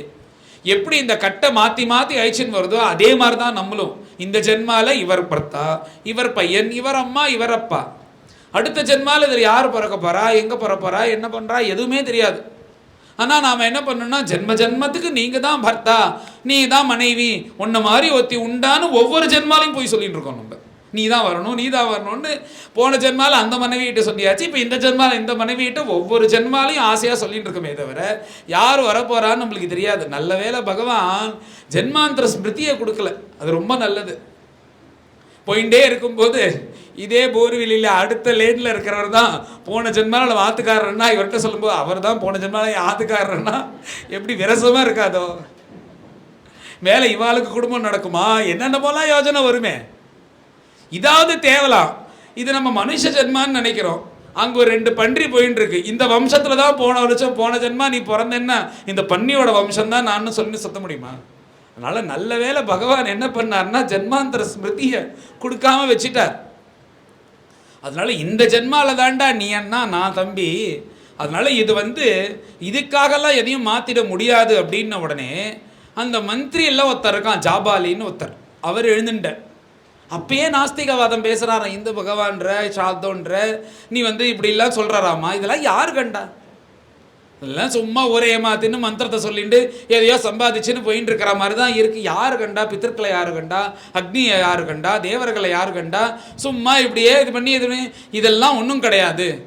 நீ வந்து ராஜ்ய பரிபாலனம் பண்ணு போதும், சும்மா இப்படியே சொல்லிட்டு சுத்தாத அப்படின்றான் ஜாபாலி. பகவானுக்கு ரொம்ப கோபம் வந்துடுது. இப்பேற்பட்ட நாஸ்திகனே கிடையாதுன்னு அயோத்தியில் இருக்கோன்னு தைரியமாக சொல்லிட்டு இருக்கும்போது நீர் இப்படி பேசுறீரே, உங்களை எப்படி மந்திரியா எங்கள் அப்பா வச்சிருந்தார்? சாஸ்திரம் இருக்கு, சாஸ்திரம் சத்தியம்ன்றதுக்கு நானே ஒரு பிரமாணமாச்சேன். தர்மம் என்னை காப்பாத்துறதுன்னா ஆமா என்னை காப்பாத்துறது, அந்த தர்மம் தான் பின்னாடி எல்லாம் ராஜ்ய பரிபாலனம் பண்ண போறதுன்றதுக்கு நானே ஒரு பிரமாணமா இருந்து தர்மத்தை நம்பிட்டு எங்க அப்பா ராஜ்ய பரிபாலனம் பண்ணார், நான் பண்ற போறேன், அதை நம்பி தான் வந்திருக்கேன். ஆனா நீர் இப்படி பேசுறது சரி கிடையாது அப்படின்னு ஜாபாலியை கண்டனம் பண்ணார். ஜாபாலிக்கு என்னன்னா அவர் நாஸ்திகன் கிடையாது. இப்படி பேசி ராமரை வரவேற்போம்னு அவர் ஏதோ ஒரு சாமர்த்தியமா ஒரு வழியில அவர் வந்து முயற்சி பண்ணார். ராமருக்கு ரொம்ப கோபம் வந்தது. கடைசியாக சொல்லிட்டார். பரதர் பேசி பேசி பார்க்குறார், அண்ணா கிடையாது, நீங்கள் வரணும்னு கதர்றா. உடனே சொல்கிறார், இந்த சந்திரனில் ஒரு கலங்கம் மாதிரி ஒன்று தெரியறதே, அது எப்பயுமே இருந்துகிட்டே தான் இருக்கும். அது சந்திரனை விட்டு விலகினாலும் விலகும். இமயமலையை பார்த்தா அப்படியே பனி, எப்போ பார்த்தாலும் பனி இருக்கணும், 24 மணி நேரம் 365 நாளும். அதை விட்டு ஒரு கால் பனி விலகினாலும் விளங்கும், சமுத்திரம் எல்லை தாண்டினாலும் தாண்டும். தூர்ப்பு திக்கு பிராச்சி திக்கில் உதிக்கிற சூரியன் மேற்க உதிச்சாலும் உதிப்பாரே தவிர, நான் இந்த 14 வருஷம் வச்ச பிரதிஜை வச்சது தான், இதை முடிச்சுட்டு தான் ராஜ்யத்துக்கு வருவேன் அப்படின்னு உடனே ஜட்ஜ்மெண்ட்டாக சொன்ன உடனே எல்லாரும் மௌனமாயிட்டா. மௌனம் ஆட உடனே இவர் பரதன் என்ன பண்ணியிருக்காருன்னா, ராமரை எப்படியாவது ஒத்துக்க வச்சு எல்லா சர்வாலங்கார பூஷிதனாக ராமரை அழைச்சிண்டு ஒரு நல்ல அந்த தங்கத்திலேயே ஒரு பாதுகையை பண்ணி எடுத்துன்னு வந்திருக்காரு. அது ராமருக்கு போட்டு அழிச்சுன்னு போகணும்னு எல்லாம் சித்தமாக வந்திருக்கார். ராமர் ஒத்துக்கலை அப்படின்ன உடனே அந்த இதுக்கு மேலே அவருடைய அபிப்பிராயத்தை சொல்லி முடிச்சிட்டார். உடனே இப்போ பரதன் என்ன சொல்கிறார்னா, அவர் தன்னுடைய அபிப்பிராயத்தை சொல்கிறார். நீங்கள் உங்களுடைய அபிப்பிராயத்தை சொல்லிட்டு என் பேரில் இந்த ராஜ்யம் நடக்காது இனிமே. பரதன் சாசனம், பரத சாசனம்னு எதுவுமே கிடையாது, என்னுடைய கையெழுத்தில் எதுவுமே நடக்காது அப்படின்னு குடுன்னு ரத்தத்துக்கு போய் அந்த திவ்யமான பாதுகையை கொண்டு வந்தார். பாதுகையை கொண்டு ராமர் முன்னாடியை நிறுத்தி அதில் போட்டு, அண்ணா நீங்கள் இதில் ஏறி நிற்கணும்னார். உடனே ராமர் ஆகட்டும்னு ஏறி நின்னார். நின்ன உடனே அதை எடுத்து பாதுகான்யஸ்த ராஜ்யமாக தான் இந்த ராஜ்யமானது நடக்கும், இதில் பரதன் பேர் ஒன்று கூட இருக்காது அப்படின்னு சொல்லிட்டு அதுக்கு மேலே பரதன் சொல்றார், நீங்க எப்படி மர உருவி தரிச்சுண்டு ரிஷிவேஷம் பூண்டு காட்டல இப்படி இருக்க போறீங்களோ 14 வருஷம், அதே போல கரிகா பழங்களை சாப்பிட்டுண்டு மர உருவி தரிச்சுண்டு ஜட போட்டுண்டு நானும் இப்படியே தான் இருப்பேன் 14 வருஷம். போகபோக்கியத்தை அனுபவிக்க மாட்டேன், அயோத்திக்கு திரும்ப போக மாட்டேன், அயோத்தியில் பாதுகை தான் இருக்கும் சிம்மாசனத்தில், இங்கே நந்தி கிராமத்தில் நான் பூஜை பண்ணிட்டு இங்கேருந்து தான் போயிட்டு ராஜ்ய பரிபாலனம் பண்ண போகிறேன். அதுக்கும் மேலே 14 வருஷம் சதுர்தசகி வருஷாணி ஜட்டாச்சீரதரோஹ்யகம் நத்ரக்ஷ்யாமி யதி தாம் துவாம் தூ பிரவேக்ஷ்யாமி ஹுதாசனம். நீங்கள் சொன்னது போல 14 வருஷம்க்கு அப்புறம் 15ஆம் தேதி முதல் நாள் அன்னைக்கு நீங்கள் இருக்கணும். அந்த ஒரு கால் நீங்கள் இல்லைன்னு இந்த காலம் மாதிரி என்ன லைவ் லொக்கேஷன் அனுப்பிச்சுட்டு எங்கே வரார் நகர்ந்து வராருன்னு பார்க்க முடியுமான்னு அப்பெல்லாம் அந்த மாதிரிலாம் கிடையாது. ஒன்றும் சொன்ன வார்த்தையில் தானே நம்பிக்கை எல்லாருக்கும். நீங்கள் சொன்னது போல 15ஆவது வருஷம் முதல் நாள் அன்னைக்கு வந்துடணும். ஒரு கால் நீங்கள் வரலன்னா என்ன பண்ணுவேன்னா, நான் அக்னியில் குடிச்சு என்னுடைய பிராணத்தியாகம் பண்ணிடுவேன். இது சத்தியம், நான் சும்மா சொல்கிறேன்னு நினைக்காதீங்க.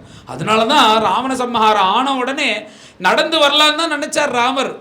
முன்னாடி போல ஜம்முன்னு எல்லாத்தையும் பார்த்துட்டு எல்லாரையும் அழிச்சுண்டு பரதே துவரதே மனஹா, பரதனுடைய ஞாபகம் வந்துருத்துன்னா சொன்னதை செஞ்சிருவான் பரதன். அந்த 15ஆவது வருஷம் முதல் நாள் போய் இறங்கலைன்னா ஒரு அருமையான தம்பியை மிஸ் பண்ணிடுவோமே அப்படின்றதுக்காக தான் புஷ்பக விமானத்தை இரவல் கேட்குறாராம் விபீஷணர்கிட்ட, எனக்கு கொஞ்சம் கொடுக்குறியா, நான் சீக்கிரம் போய் இறங்கணும்னு. அப்படி பரதாழ்வார் அப்புறம் இப்படி சொல்லி, நான் 15ஆவது வருஷம் நீங்கள் வரலன்னா நான் உயிரை விட்டுருவேன் அப்படின்னு சொல்லிட்டு ராமர் சொல்கிறாராம் கடைசியா, நீ நான் விசாரிப்பேன், இதுக்கப்புறம் நீ கைகையை ஏதாவது திட்டினேன்னு எனக்கு யாராவது 14 வருஷம்க்கு அப்புறம் சொன்னான்னா திரும்ப நான் வரமாட்டேன், காட்டுக்கு போயிடுவேன், பார்த்துக்கோ, இதுக்கு மேலே உங்கள் அம்மாவை நீ திட்டக்கூடாது அப்படின்றாராம். உடனே அவர் சொல்லிட்டாராம், உங்களுக்கு ஒரு நமஸ்காரம், எங்கள் அம்மாவை நான் தினமும் பூஜை பண்ணுறேன், நீங்கள் வந்துருங்க. அவர் ரிப்போர்ட் கொடுக்குறாராம் பரதன், ராமர் வந்ததுக்கு அப்புறம் 14 வருஷத்துக்கு அப்புறம் நீங்கள் சொன்னதுலேருந்து அண்ணா 14 வருஷம் எங்கள் அம்மாவை நான் பூஜை பண்ணியிருக்கேன், அதனால் அவரே ரிப்போர்ட் கொடுத்துட்டாராம் முன்னாடியே. இவர் யார்ட்டையாவது கேட்டு தப்பான ரிப்போர்ட்டை வந்துட போகுதுன்றதுக்காக இவரே சொல்லிட்டாராம் முன்னாடியே, நீங்கள் சொன்னது போல எங்கள் அம்மா ஒரு வாரத்தை கூட நான் திட்டலை, போராதுக்கு பூஜை வேற பண்ணேன் எங்கள் அம்மாவை, அதனால் நீங்கள் திரும்ப போயிடக்கூடாதுன்றாராம் ராமர்கிட்ட. முன்னாடியே சொல்கிறாராம் பின்னாடியே. இந்த மாதிரி சொல்லிட்டு ஆருரோக ரதம் ஹிருஷ்டா, ரொம்ப சந்தோஷமா ஏதோ ராமர் வந்தது போலயே சந்தோஷப்பட்டு அந்த பாதுகையை எடுத்து தலையில வச்சுட்டு ராமர் வந்தது போலயே அப்படியே கிளம்பி வரார் சதுரங்க சைன்யத்தோட கிளம்புறா. கௌசல்யா வந்தா, ராமா உடம்பை பார்த்துக்கோன்னா என்ன கிளம்பிட்டா கௌசல்யம்மா இருப்பாளோன்னு ராமர் நினைச்சாராம் ஒரு செகண்ட். ஏன்னா அப்ப இருக்க சொன்னதுக்கு காரணம் தசரதர் தான் இப்ப இல்லையே. தனக்கா இருப்பாளோன்னு நினைச்சாராம். இப்ப கௌசல்யா அம்மாக்கு என்ன பொறுப்புன்னா, ராமரை பார்த்துக்கிறத விட பரதனை பார்த்துக்கிற பொறுப்பு ஜாஸ்தி ஆயிடுதான். அதனால அந்த பரதனை பார்த்துக்க பொறுப்பு எனக்கு இருக்கு, அதனால நான் கௌசல்யா அப்படின்னு சொல்லிட்டு ராமர்கிட்ட விடை பெற்றுக்கொண்டு கௌசல்யா அம்மா எல்லாரும் கிளம்பினா நேரா வந்தார். அந்த நந்தி கிராமத்தில் வந்தார். அவர் தங்கிண்டு அங்கேயே பாதுகையை பிரதிஷ்டையை பண்ணி அங்கே தினமும் அதுக்கு அபிஷேகம் பண்ணி பூஜைகள்லாம் பண்ணி அப்படியே ராஜ்ய பரிபாலனம், பாதுகான்யஸ்த ராஜ்யமாக ராஜ்ய பரிபாலனம் பண்ணினார். இதுலேருந்து என்ன தெரிஞ்சுக்கணும்னா, நீ என்னதான் தலைகீழ் என்னாலும் பகவான் என்ன நினைக்கிறாரோ அதான் நடக்கும் அப்படின்னு தெரிஞ்சுக்கணும்னு சொல்றார் வால்மீகி. ஏன்னா ராமருக்கு பட்டாபிஷேகம் பண்ணணும்னு தசரதர் பிளான் போட்டார், அது நடக்கலை. பரதனுக்கு பட்டாபிஷேகம் நடக்கணும்னு கைகையை பிளான் போட்டா, அதுவும் நடக்கலை. தெய்வ சங்கல்பம் என்னன்னா, அந்த பாதுகைக்கு பட்டாபிஷேகம் நடக்கணும்னு தெய்வ சங்கல்பம், அதுதான் நடக்கிறதான் பாதுகா பட்டாபிஷேகம். உடனே இதில் ஒரு அருமையான ஸ்லோகம், இந்த பாதுகா பட்டாபிஷேகம், இந்த பாதுகா சகஸ்திரத்தில் ஒரு ஸ்லோகம் வேதாந்த தேசிகர் வர்ணிக்கிறார். ராமர் சொன்னார் ஒன்றும், சாப்பமானய சௌமித்ரே, வில்லம்ப கொண்டு வா, ஆக்னேயாஸ்திரம் போடுறேன், இந்த சமுத்திரத்தை முழுக்க உறிஞ்சிடுறேன், சமுத்திரராஜா வரமாட்டேங்கிறான், அதனால குரங்குகள்லாம் நடந்து போகட்டும் அப்படின்னார் ஒன்று கோபத்தில். அதுக்கு வேதாந்த தேசிகர் சொல்றார், அவர் கோபத்தில் சொல்லிட்டார் ஆக்னேயாஸ்திரம் போட்டு உறிஞ்சிடலான்னு, அவரால் முடியவே முடியாது. அது ஏன் முடியாதுன்னா, இங்கே பரதர் அபிஷேகம் பண்ண ஜலம் அப்படியே கொஞ்சம் கொஞ்சமாக போய் சரையூவில் சேர்ந்து, அந்த சரையூ அப்படியே கொஞ்சம் கொஞ்சமாக போய் கங்கையில் சேர்ந்தது. அந்த ஜலம் அந்த கங்கை சமுத்திரத்தில் போய் சேர்ந்ததுனால 1000 ஆக்னேயாஸ்திரம் போட்டாலும் அது வத்த முடியாது. ஏன்னா ராமருடைய பாதுக ஜலம் அதில் சம்பந்தப்பட்டிருக்கு, அதனால அது முடியாது அப்படின்னு பாதுகா சகஸ்திரத்தில் ஒரு ஸ்லோகம். இந்த மாதிரி நிறைய அருமையான ஸ்லோகம். ஏன்னா ஒரு கிரந்தத்தை ஒரு சரித்திரமாக 1000 ஸ்லோகம் எழுதிடலாம். நாராயண பட்டத்திரி ஸ்ரீமத் பாகவதத்தை தான் 1000 ஸ்லோகமாக எழுதினார். ஆனால் வெறும் பாதுகைக்கு சம்பந்தப்பட்டது மாத்திரமே 1000 ஸ்லோகம் எழுதியிருக்கார். பாதுகா சகஸ்திரம் பரதன் பக்தியும்னு. அப்போ எப்பேற்பட்ட பக்தி இருக்கணும் அந்த வேதாந்த தேசிகருக்கு. அதனால் இப்பேற்பட்ட உத்தம பக்தன் அண்ணா மேலே வச்ச பிரியம் பரதனுக்கு. அது கடைசியாக ராமர் புஷ்பக விமானத்தில் வரும்போது ஆஞ்சநேய சுவாமிகிட்ட சொல்லி அனுப்பிச்சிட்டார், இப்போ நாளைக்கு கார்த்தால், இன்னைக்கு பரத்வாஜ நைட்டு இன்னைக்கு ஸ்டே பரத்வாஜ ஆசிரமத்தில், நாளை கார்த்தால வரலன்னா இறங்கிடுவான் பரதன், நீ முன்னாடியே போய் சொல்லிடு நான் வந்துட்டு இருக்கேன் அப்படின்னு சொன்ன உடனே நேராக ஆஞ்சநேய சுவாமி போய் பரதாழ்வார் முன்னாடி நிற்கிறாராம். நீர் யாருன்னு கேட்டோடனே, நான் தான் ஆஞ்சநேய சுவாமி ராமதூதன், இந்த மாதிரி அண்ணா வந்துட்டு இருக்கார் அப்படின்ன உடனே ஆஞ்சநேய சுவாமியை கட்டின்ட்டாராம். கட்டின்ட்டு அப்போ சொல்கிறாராம், கல்யாணி பதகாச்சேயம் லௌகிகி பிரதிபாதிமே, இந்த உலகத்தில் என்ன கஷ்டம் வந்தாலும் சரி உயிரை மாத்திரம் விட்டுடக்கூடாது. உயிரை விட்டுட்டா திரும்ப வருமா? ஆனால் நல்ல காலம் மாத்திரம் கண்டிப்பாக வரும். அந்த நல்ல காலம் வரும்போது அதை நீ அனுபவிக்கணும்னா உயிரோடு இருந்தால் தான். அதனால எந்த ஒரு கஷ்டம் வந்தாலும் உயிரை மாத்திரம் விட்டுடக்கூடாது. ஏன்னா நல்லது கெட்டது வந்துட்டே தானே இருக்கும் வாழ்க்கையில். ஒரு கஷ்டம் வந்துருத்தே அப்படின்றதுக்காக உயிரை விட்டுட்டேன்னா அடுத்து நல்ல காலம் வருது அனுபவிக்கிறதுக்கு உயிர் இருந்தால் தானே. அதனால கல்யாணி பதகாச்சேயம் லோகிக்கு ஏதி ஜீவிதம் ஆனந்தா நரம் அதனால 100 வருஷம் ஆனாலும் நான் காத்துட்டு இருப்பேன் நல்லது நடக்கணும்னா அப்படின்னு இந்த ஸ்லோகத்தை சொல்லி ஆஞ்சநேய கட்டிண்டு அப்புறம் ராமரோட சேர்ந்து பட்டாபிஷேகம் பண்ணிண்டு அண்ணா என்ன சொல்றாரோ அதை ராம சாசனம், ராமர் சொல்றதை செய்யறதுல தான் பரதாழ்வாருக்கு சந்தோஷம். ராமர் எப்படி சாம்ராஜ்ய பட்டாபிஷேகம் பண்ணிட்ட உடனே லக்ஷ்மண சுவாமியை கூப்பிட்டு லக்ஷ்மணா நீ தான் யுவராஜாவா இருக்கணும் அப்படின்னார். அதெல்லாம் என்னால் முடியாது அப்படின்ட்டார். அம்மா யுவராஜ பட்டாபிஷேகம்னா சும்மாவா, எத்தனை காரியங்கள் இருக்கணும், நான் ரிப்போர்ட் பண்ணணும் உங்கள்கிட்ட, நான் அப்படிலாம் இருந்தேன்னா உங்கள் கைங்கரியம் யார் பண்ணுறது, என்னால் அதெல்லாம் முடியாது அப்படின்ட்டார். அவருக்கு என்னன்னா ராம கைங்கரியம் முக்கியம். நீ உக்காரலன்னா நான் காட்டுக்கு கிளம்பிடுவேன் திரும்ப அப்படின்னா, பேஷா கிளம்புங்கோ, நீங்கள் காட்டுக்கு போனால் உங்கள் பின்னாடி நான் வந்துட்டே இருக்கேன், அங்கே எல்லாத்தையும் பண்ணுறேன், நீங்கள் எங்கே இருந்தாலும் எனக்கு ஒன்று தான், உங்களை நன்னா பார்த்துக்க வேண்டியதுதான் என்னுடைய பொறுப்பு. நீங்கள் காட்டுக்கு போனாலும் நீங்கள் ராஜா தான், நாட்டில் இருந்தாலும் நீங்கள் எனக்கு ராஜா தான் அப்படின்ட்டார். உடனே அப்படி நீ உனக்கு இல்லைன்னா பரதனை உட்காந்து வச்சிருவேன்னா பேஷா உட்காந்து யாருக்கு வேணாலும் கொடுங்க. உடனே பரதரை கூப்பிட்டார். பரதா நீ தான் யுவராஜா அப்படின்னா பாடம் அப்படின்னார். அவருக்கு என்னன்னா, நீ யுவராஜாவா உட்காத்தி வச்சாலும் எனக்கு சந்தோஷம், நீ தாசனா இருந்தா வச்சிருந்தாலும் என்ன சந்தோஷம், உன்னுடைய சங்கல்பம் தான் என்னுடைய சங்கல்பம், உன்னுடைய சந்தோஷம் தான் என்னுடைய சந்தோஷம்னு இருந்தவர் பரதர். இப்படி இருந்தார் உன்னதமான ஒரு பக்தன், ராம பக்தன்னா பரதர். பரதன்ட்டேன்னு நம்ம என்ன தெரிஞ்சுக்கணும்னா, அந்த பிரேம பக்தி, அண்ணா மேலே இருக்கிற பிரியம், ஒரு உண்மையாக இது நம்மளுக்கு ரிலேஷன்ஷிப்பாக இருக்கிறதுனால ஒரு பக்தனாக பார்க்க முடியல பரதனை. ஏன்னா அண்ணா தம்பின்னு குடும்பமாக ஆயிடுறது. இதே அண்ணா தம்பி இல்லாமல் அந்த ரிலேஷன்லேருந்து நம்ம எடுத்து பார்த்தோம்னா, கபீர்தாஸ் மாதிரி, பத்ராச்சல ராமதாசன் மாதிரி, இவர் மாதிரி பக்தி பண்ணது போல நம்மளுக்கு தோணும். அப்பேற்பட்ட உண்மையான பக்தன் பரதன். அவருடைய சரித்திரம், அந்த கதையானது இன்னைக்கு ஸ்மரிக்கிறதுக்கு நம்மளுக்கு பரமபாக்கியம்.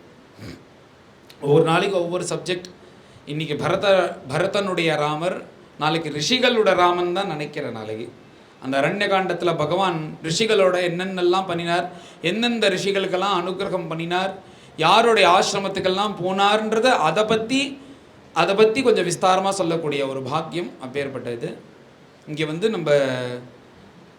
நம்ம கோஷாலையிலேருந்து பண்ண விபூதி வந்திருக்கு. போன தடவையே கூட சொல்லும்போது அது ரொம்ப கருப்பாக இருக்குன்னு சில பேர் கமெண்ட் சொன்னான்னு எனக்கு வந்தது. முதல்ல நீங்கள் விபூதின்னா என்னன்னு தெரிஞ்சுக்கணும். உங்களுக்கு தெரியாமல் இல்லை, இது பெயிண்ட் அடிச்சுக்கிற மாதிரி வெள்ளை வெள்ளையாக இருக்கிறது இல்லை விபூதி. விபூதினாலே நீங்கள் அது என்னன்னா, அந்த பசுமாட்டு சாணத்தோட பஸ்மம் தான் விபூதி. நீங்கள் ஹோமம் பண்ணும்போது இப்போ பார்த்தீங்கன்னா அதில் வெள்ளை வெள்ளைன்னா இருக்கும், கருப்பாக இருக்கும். அதை தான் எடுத்து இட்டுண்டா க்ஷேமம் வரும், நல்லதுன்னு சொல்லு. இப்போ எப்படி ஆயிருக்குன்னா, இந்த பழனி விபூதின்னு பெயிண்ட் அடிக்கிற மாதிரி வெள்ளை வெள்ளைன்னு இருக்குது. அதுதான் நல்லதுன்னு நினச்சின்னு நாம் நினச்சிட்டு இருக்கோம். அது என்ன ஆகுதுன்னா, இட்டுண்டு நெத்தியில் பார்த்தா ஏதோ அது விபூதி இல்லைன்னாலே அதனுடைய மகிமை விபூதி இருக்கிறது போல ஒரு கோடு விழுந்துடுறது நெத்தியில். உண்மையான விபூதி விட்டுண்டா அப்படி ஆகாது. அதனால் விபூதின்னா கொஞ்சம் கருப்பாக இருந்தால் தான் அதுக்கு விபூதின்னு பேர். வெள்ளை வெள்ளைன்னு இருந்ததுன்னா அதை வச்சுன்னு இந்த பரமேஸ்வரனுக்கு அபிஷேகம் பண்ணுறதோ இல்லை புண்ணிய காரியங்களும் அதை வச்சுன்னு பண்ணக்கூடாது. விபூதியை வச்சுன்னு தான் பண்ணணும். அதாவது அப்படி எப்படி பண்ணாதான் அதுக்குன்னு உள்ள பலன் உண்டு. அதனால் அந்த விபூதி இருக்குது. இதனால 4 பேர் படிக்கிறா, 4 பேர் இந்த இதெல்லாம் ஒரு ஸ்ரத்தையாக பண்ணின்னு இருக்கா. அது எல்லாரும் ஒரு குடும்பத்துக்கு 1 பேக்கெட்டோ 2 பேக்கெட்டோ வாங்கிட்டு போகணும் எல்லாரும். என்னென்னா இந்த மாதிரி இது விபூதியெல்லாம் வச்சுட்டு உங்கள் ஆற்றுல ஒரு ஃபங்க்ஷன் வருதுன்னு வச்சுக்கோங்க, ஒரு 10 பேக்கெட் வாங்கிட்டு ஏதோ கண்டதை சாமான் வாங்குறமோனோ ஒரு டப்பாவில் வாங்கி இதெல்லாம் போட்டு கொடுக்குற இல்லைனோ விபூதியை கொடுங்க எல்லாருக்கும். இதெல்லாம் ஒரு நல்லதை பரப்பி விட்டா அது 4 பேர்கிட்ட போகும். அவன் நல்ல விபூதி எடுத்துப்பா. அந்த மாதிரி கூட யாருக்காவது வேணும்னா ஆசைப்பட்டாலும் பண்ணலாம், அதை வாங்கிக்கலாம். அதே மாதிரி எல்லாரும் நிறைய பேர் ஜால்ரா கேட்குறான். இந்த ஜால்ரா வேணும் நல்ல ஜால்ராவே கிடைக்க மாட்டேங்கிறது. முன்னாடிலாம் பண்டரிபுரத்தில் தான் நிறையா கிடைக்கும். புராணத்தாள் அப்படின்னு பேர். நம்மளுக்கு இந்த சப்பையாக இருந்தால் தான் நம்ம போடுவோம். பண்டரிபுரத்தில் கிண்ணம் மாதிரி இருக்கும். அது நம்ம பஜனைக்கெல்லாம் சரி வராது. நமக்கு சப்பக்கட்டையாக இருந்தால் தான் அது நல்லா இருக்கும். அது பண்டரிபுரத்தில் இப்போ கிடைக்க மாட்டேங்கிறது. ஆனால் பூரி ஜெகநாதத்தில் தான் கிடைக்கிறது. அங்கே ஒரு இடத்துல தான் இப்போ நல்ல ஜால்ராவே இருக்குது. நான் பிப்ரவரி மாதத்தில் பூரி ஜெகநாத்துக்கு ஒரு யாத்திரை போயிருந்தோம். கிட்டத்தட்ட பம்பாய்காராக தான் மெயினாக வந்திருந்தா. அந்த யாத்திரைக்கு ஒரு 50-60 பேர் வந்திருந்தா. ஜெகநாதர் கோவில்கிட்டேருந்து ஒரு 1/2 கிலோமீட்டர் தள்ளி ஒரு இடத்துல தங்கிண்டு அங்கேயே ஆகாரம், பஜனை, அஷ்டபதி, கீத கோவிந்தெல்லாம் பாடி எப்பப்பெல்லாம் சமயம் இருக்கோ அப்போ ஜெகநாதருடைய தரிசனம், நகர சங்கீர்த்தனம் எல்லாம் ரொம்ப விமர்சையாக ஒரு 4 நாளைக்கு நடந்தது. அந்த சமயத்தில் அங்கே போய் தேடி ஒவ்வொரு ஜால்ராவையும் ஸ்ருதியோடு சேர்றதான்னு பார்த்து வாங்கினேன்னா நிறையா பேர் கேட்குறா. இது முழுக்க வெங்கலம். இப்போ நீங்கள் ஜால்ரா வேணால் கிடைக்கும், அது பித்தளையில் கிடைக்கும். அது 1 வருஷம் 1.5 வருஷத்துக்குள்ளே பொழந்துடும் அது. ஆனால் இதெல்லாம் உங்களுக்கு வெங்கலம் நல்ல நாதமாக இருக்கும். அதனால் அது ஜால்ரா யாருக்காக வேணும்னாலும் நிறையா பேர் கேட்குறா. பொதுவாக இந்த ஜால்ரா எல்லோரும் வாங்கிக்கணும்னு நான் நினைப்பேன். ஏன்னா நம்ம இப்போ ஸ்ரீமத் பாகவத புஸ்தகம் இருக்குன்னா எனக்கு பாராயணம்லாம் பண்ண தெரியாதுன்னா பரவாயில்ல, வச்சுக்கோ ஆற்றுல. இது வச்சிருந்த மகாத்மியம் என்னென்னா, என்னைக்கோ ஒரு நாள் நீ சும்மா இருக்கும்போது அதை திறந்து பார்ப்பேன், ஏது இது நன்னா இருக்கே அப்படின்னு சொல்லிட்டு என்ன பண்ணுவேன், எங்கேயாவது பாகவதம் கிளாஸ் சொல்லித்தராளா அப்படின்னு தேடுவேன். இந்த மாமி இல்லை, இங்கே ஒரு மாமி சொல்லித்தரா ரொம்ப நன்னா சொல்கிறா, நீங்களும் வாங்கலேன் அப்படின்னு சேருவேன். அந்த புஸ்தகத்துக்கு ஏதாவது பிரயோஜனப்படுத்தணுமோ இப்படியே கொஞ்சம் கொஞ்சமாக படித்து பார்த்தா 2 வருஷத்துக்கு அப்புறம் பார்த்தா அந்த மாமி பாராயணம் பண்ண ஆரம்பிச்சிடுவா. ஒரு வஸ்து நம்ம ஆற்றுல இருக்கணுன்றது ரொம்ப முக்கியம். அது என்ன பண்ணணும்னா அடுத்தது எல்லாத்தையும் சேர்த்துக்கும். நல்லதுக்கும் இதுதான், கெட்டதுக்கும் இதுதான். அதனால் கெட்ட விஷயத்தை எல்லாம் தூக்கி போட்டுடணும். ஒன்று இருந்ததுன்னா பாக்கி எல்லாம் அது ஸ்வீகாரம் பண்ணிக்குமோ ஒன்றா. அதனால் அது இருந்ததுன்னா தூக்கி போட்டுடணும். நல்லதை மாத்திரம் ஸ்வீகாரம் பண்ணிகிட்டே இருக்கணும். அது என்ன பண்ணுன்னா அதனுடைய மேக்னெட்டிக் பவர் மாதிரி அடுத்தடுத்து நல்லதை சேர்க்கும் அது. அதனால ஜால்ரா எல்லா ராத்திலையும் இருக்கணும். ஏன்னா எல்லாரும் நாமம் சொல்லணும், நாம சங்கீர்த்தனம். அடுத்த பஜனைக்கு வரும்போது நீங்கள் எல்லாரும் ஜால்ரா வச்சிருந்து உருட்டணும் எல்லாரும். அதனால் அதுவும் முடிஞ்சவா வாங்கிக்கோ. இது சும்மா வேடிக்கையாக சொல்கிறேன். யாராருக்கெல்லாம் இல்லை இன்ட்ரெஸ்ட் இருக்கோ அவள் அந்த ஜால்ராவையும் வாங்கிக்கோங்க, விபூதியும் வாங்கிக்கோங்க. அதே மாதிரி அஷ்டபதி புஸ்தகம் நம்ம இதில் ரொம்ப அக்ஷர சுத்தமாக போட்டிருக்கு. போன வருஷத்துக்கு முன்னாடி வருஷம்லாம் இப்போ எங்களுக்கு அந்த முடிஞ்சிருது, ஸ்டாக் அவுட் ஆஃப் ஸ்டாக்கில் இருந்ததுனால அப்போல்லாம் வரும்போது என்னால் எடுத்துன்னு வர முடியல. இப்போ அது போட்டிருக்கோம் நம்ம. அது எப்படி இருக்குன்னா மேலே சமஸ்கிருதத்திலும் கீழே தமிழ்லையும் இருக்கும். அக்ஷர சுத்தம் ரொம்ப முக்கியம். ஏன்னா தமிழில் வந்து இந்த தே தான் எல்லாம் ஒரே தே தானே, தாளத்துக்கும் ஒரே தே தான், தானத்துக்கும் ஒரே தே தான். அது நீ தாளம்னு படிப்பியா, தாளம்னு படிப்பியா, தானம்னு படிப்பியா, தானம்னு படிப்பியா. அதனால் அதுக்கு அதை ரெஃபரன்ஸ் பண்ணுவது போல் அது போட்டு அப்புறம் மேலே அது பார்த்து அதுக்கு கிட்டத்தட்ட ஒரு 10-15 நாள் ப்ரூஃப் பார்த்து அது போட்டது. நானும் இன்னொருத்தர் கிருஷ்ணதாசன் பேர், நாங்கள் 2 பேர் தான் ப்ரூஃப் பார்த்தோம் அதுக்கு. அதை பார்த்து போட்டது. அந்த அஷ்டபதி புஸ்தகமும் எல்லோரும் வாங்கிட்டேன்னா அடுத்து வர இந்த சீதா கல்யாணத்தில் அதை ஃபாலோ பண்ணிட்டு வரலாம் பாடும்போது. அதுவும் நீங்கள் எல்லாம் இருக்குது. அதனால் இது பார்த்துக்கோங்க. மேலே மேலே தர்மத்தையும் நடந்து நாளைக்கு சரியாக 7:30க்கு ரிஷிகளுடைய ராமரை ஆரம்பிச்சிடும். பலான் ஸ்வகீயான் தவ சந்நிதானே திவ்யான்னதானாத் பரிபாலயத்பிஹி சதா படத்பிஷ்ச புராணரத்னம் संसेवितायास्तु नमो हरेते नारायण नारायण नारायण नारायण नारायण नारायण नारायण नारायण नारायण नारायण नारायण नारायण नारायण नारायण नारायण जानकीकान्तस्मरणं नमः पार्वतीपतये बोला पुंडलीकवरदा सद्गुरुनाथ महाराज की, प्रेमिकेन्द्र सद्गुरु महाराज की, सद्गुरु विठलदास महाराज की, समस्त साधु मंडली की, आंजनेय मूर्ति की।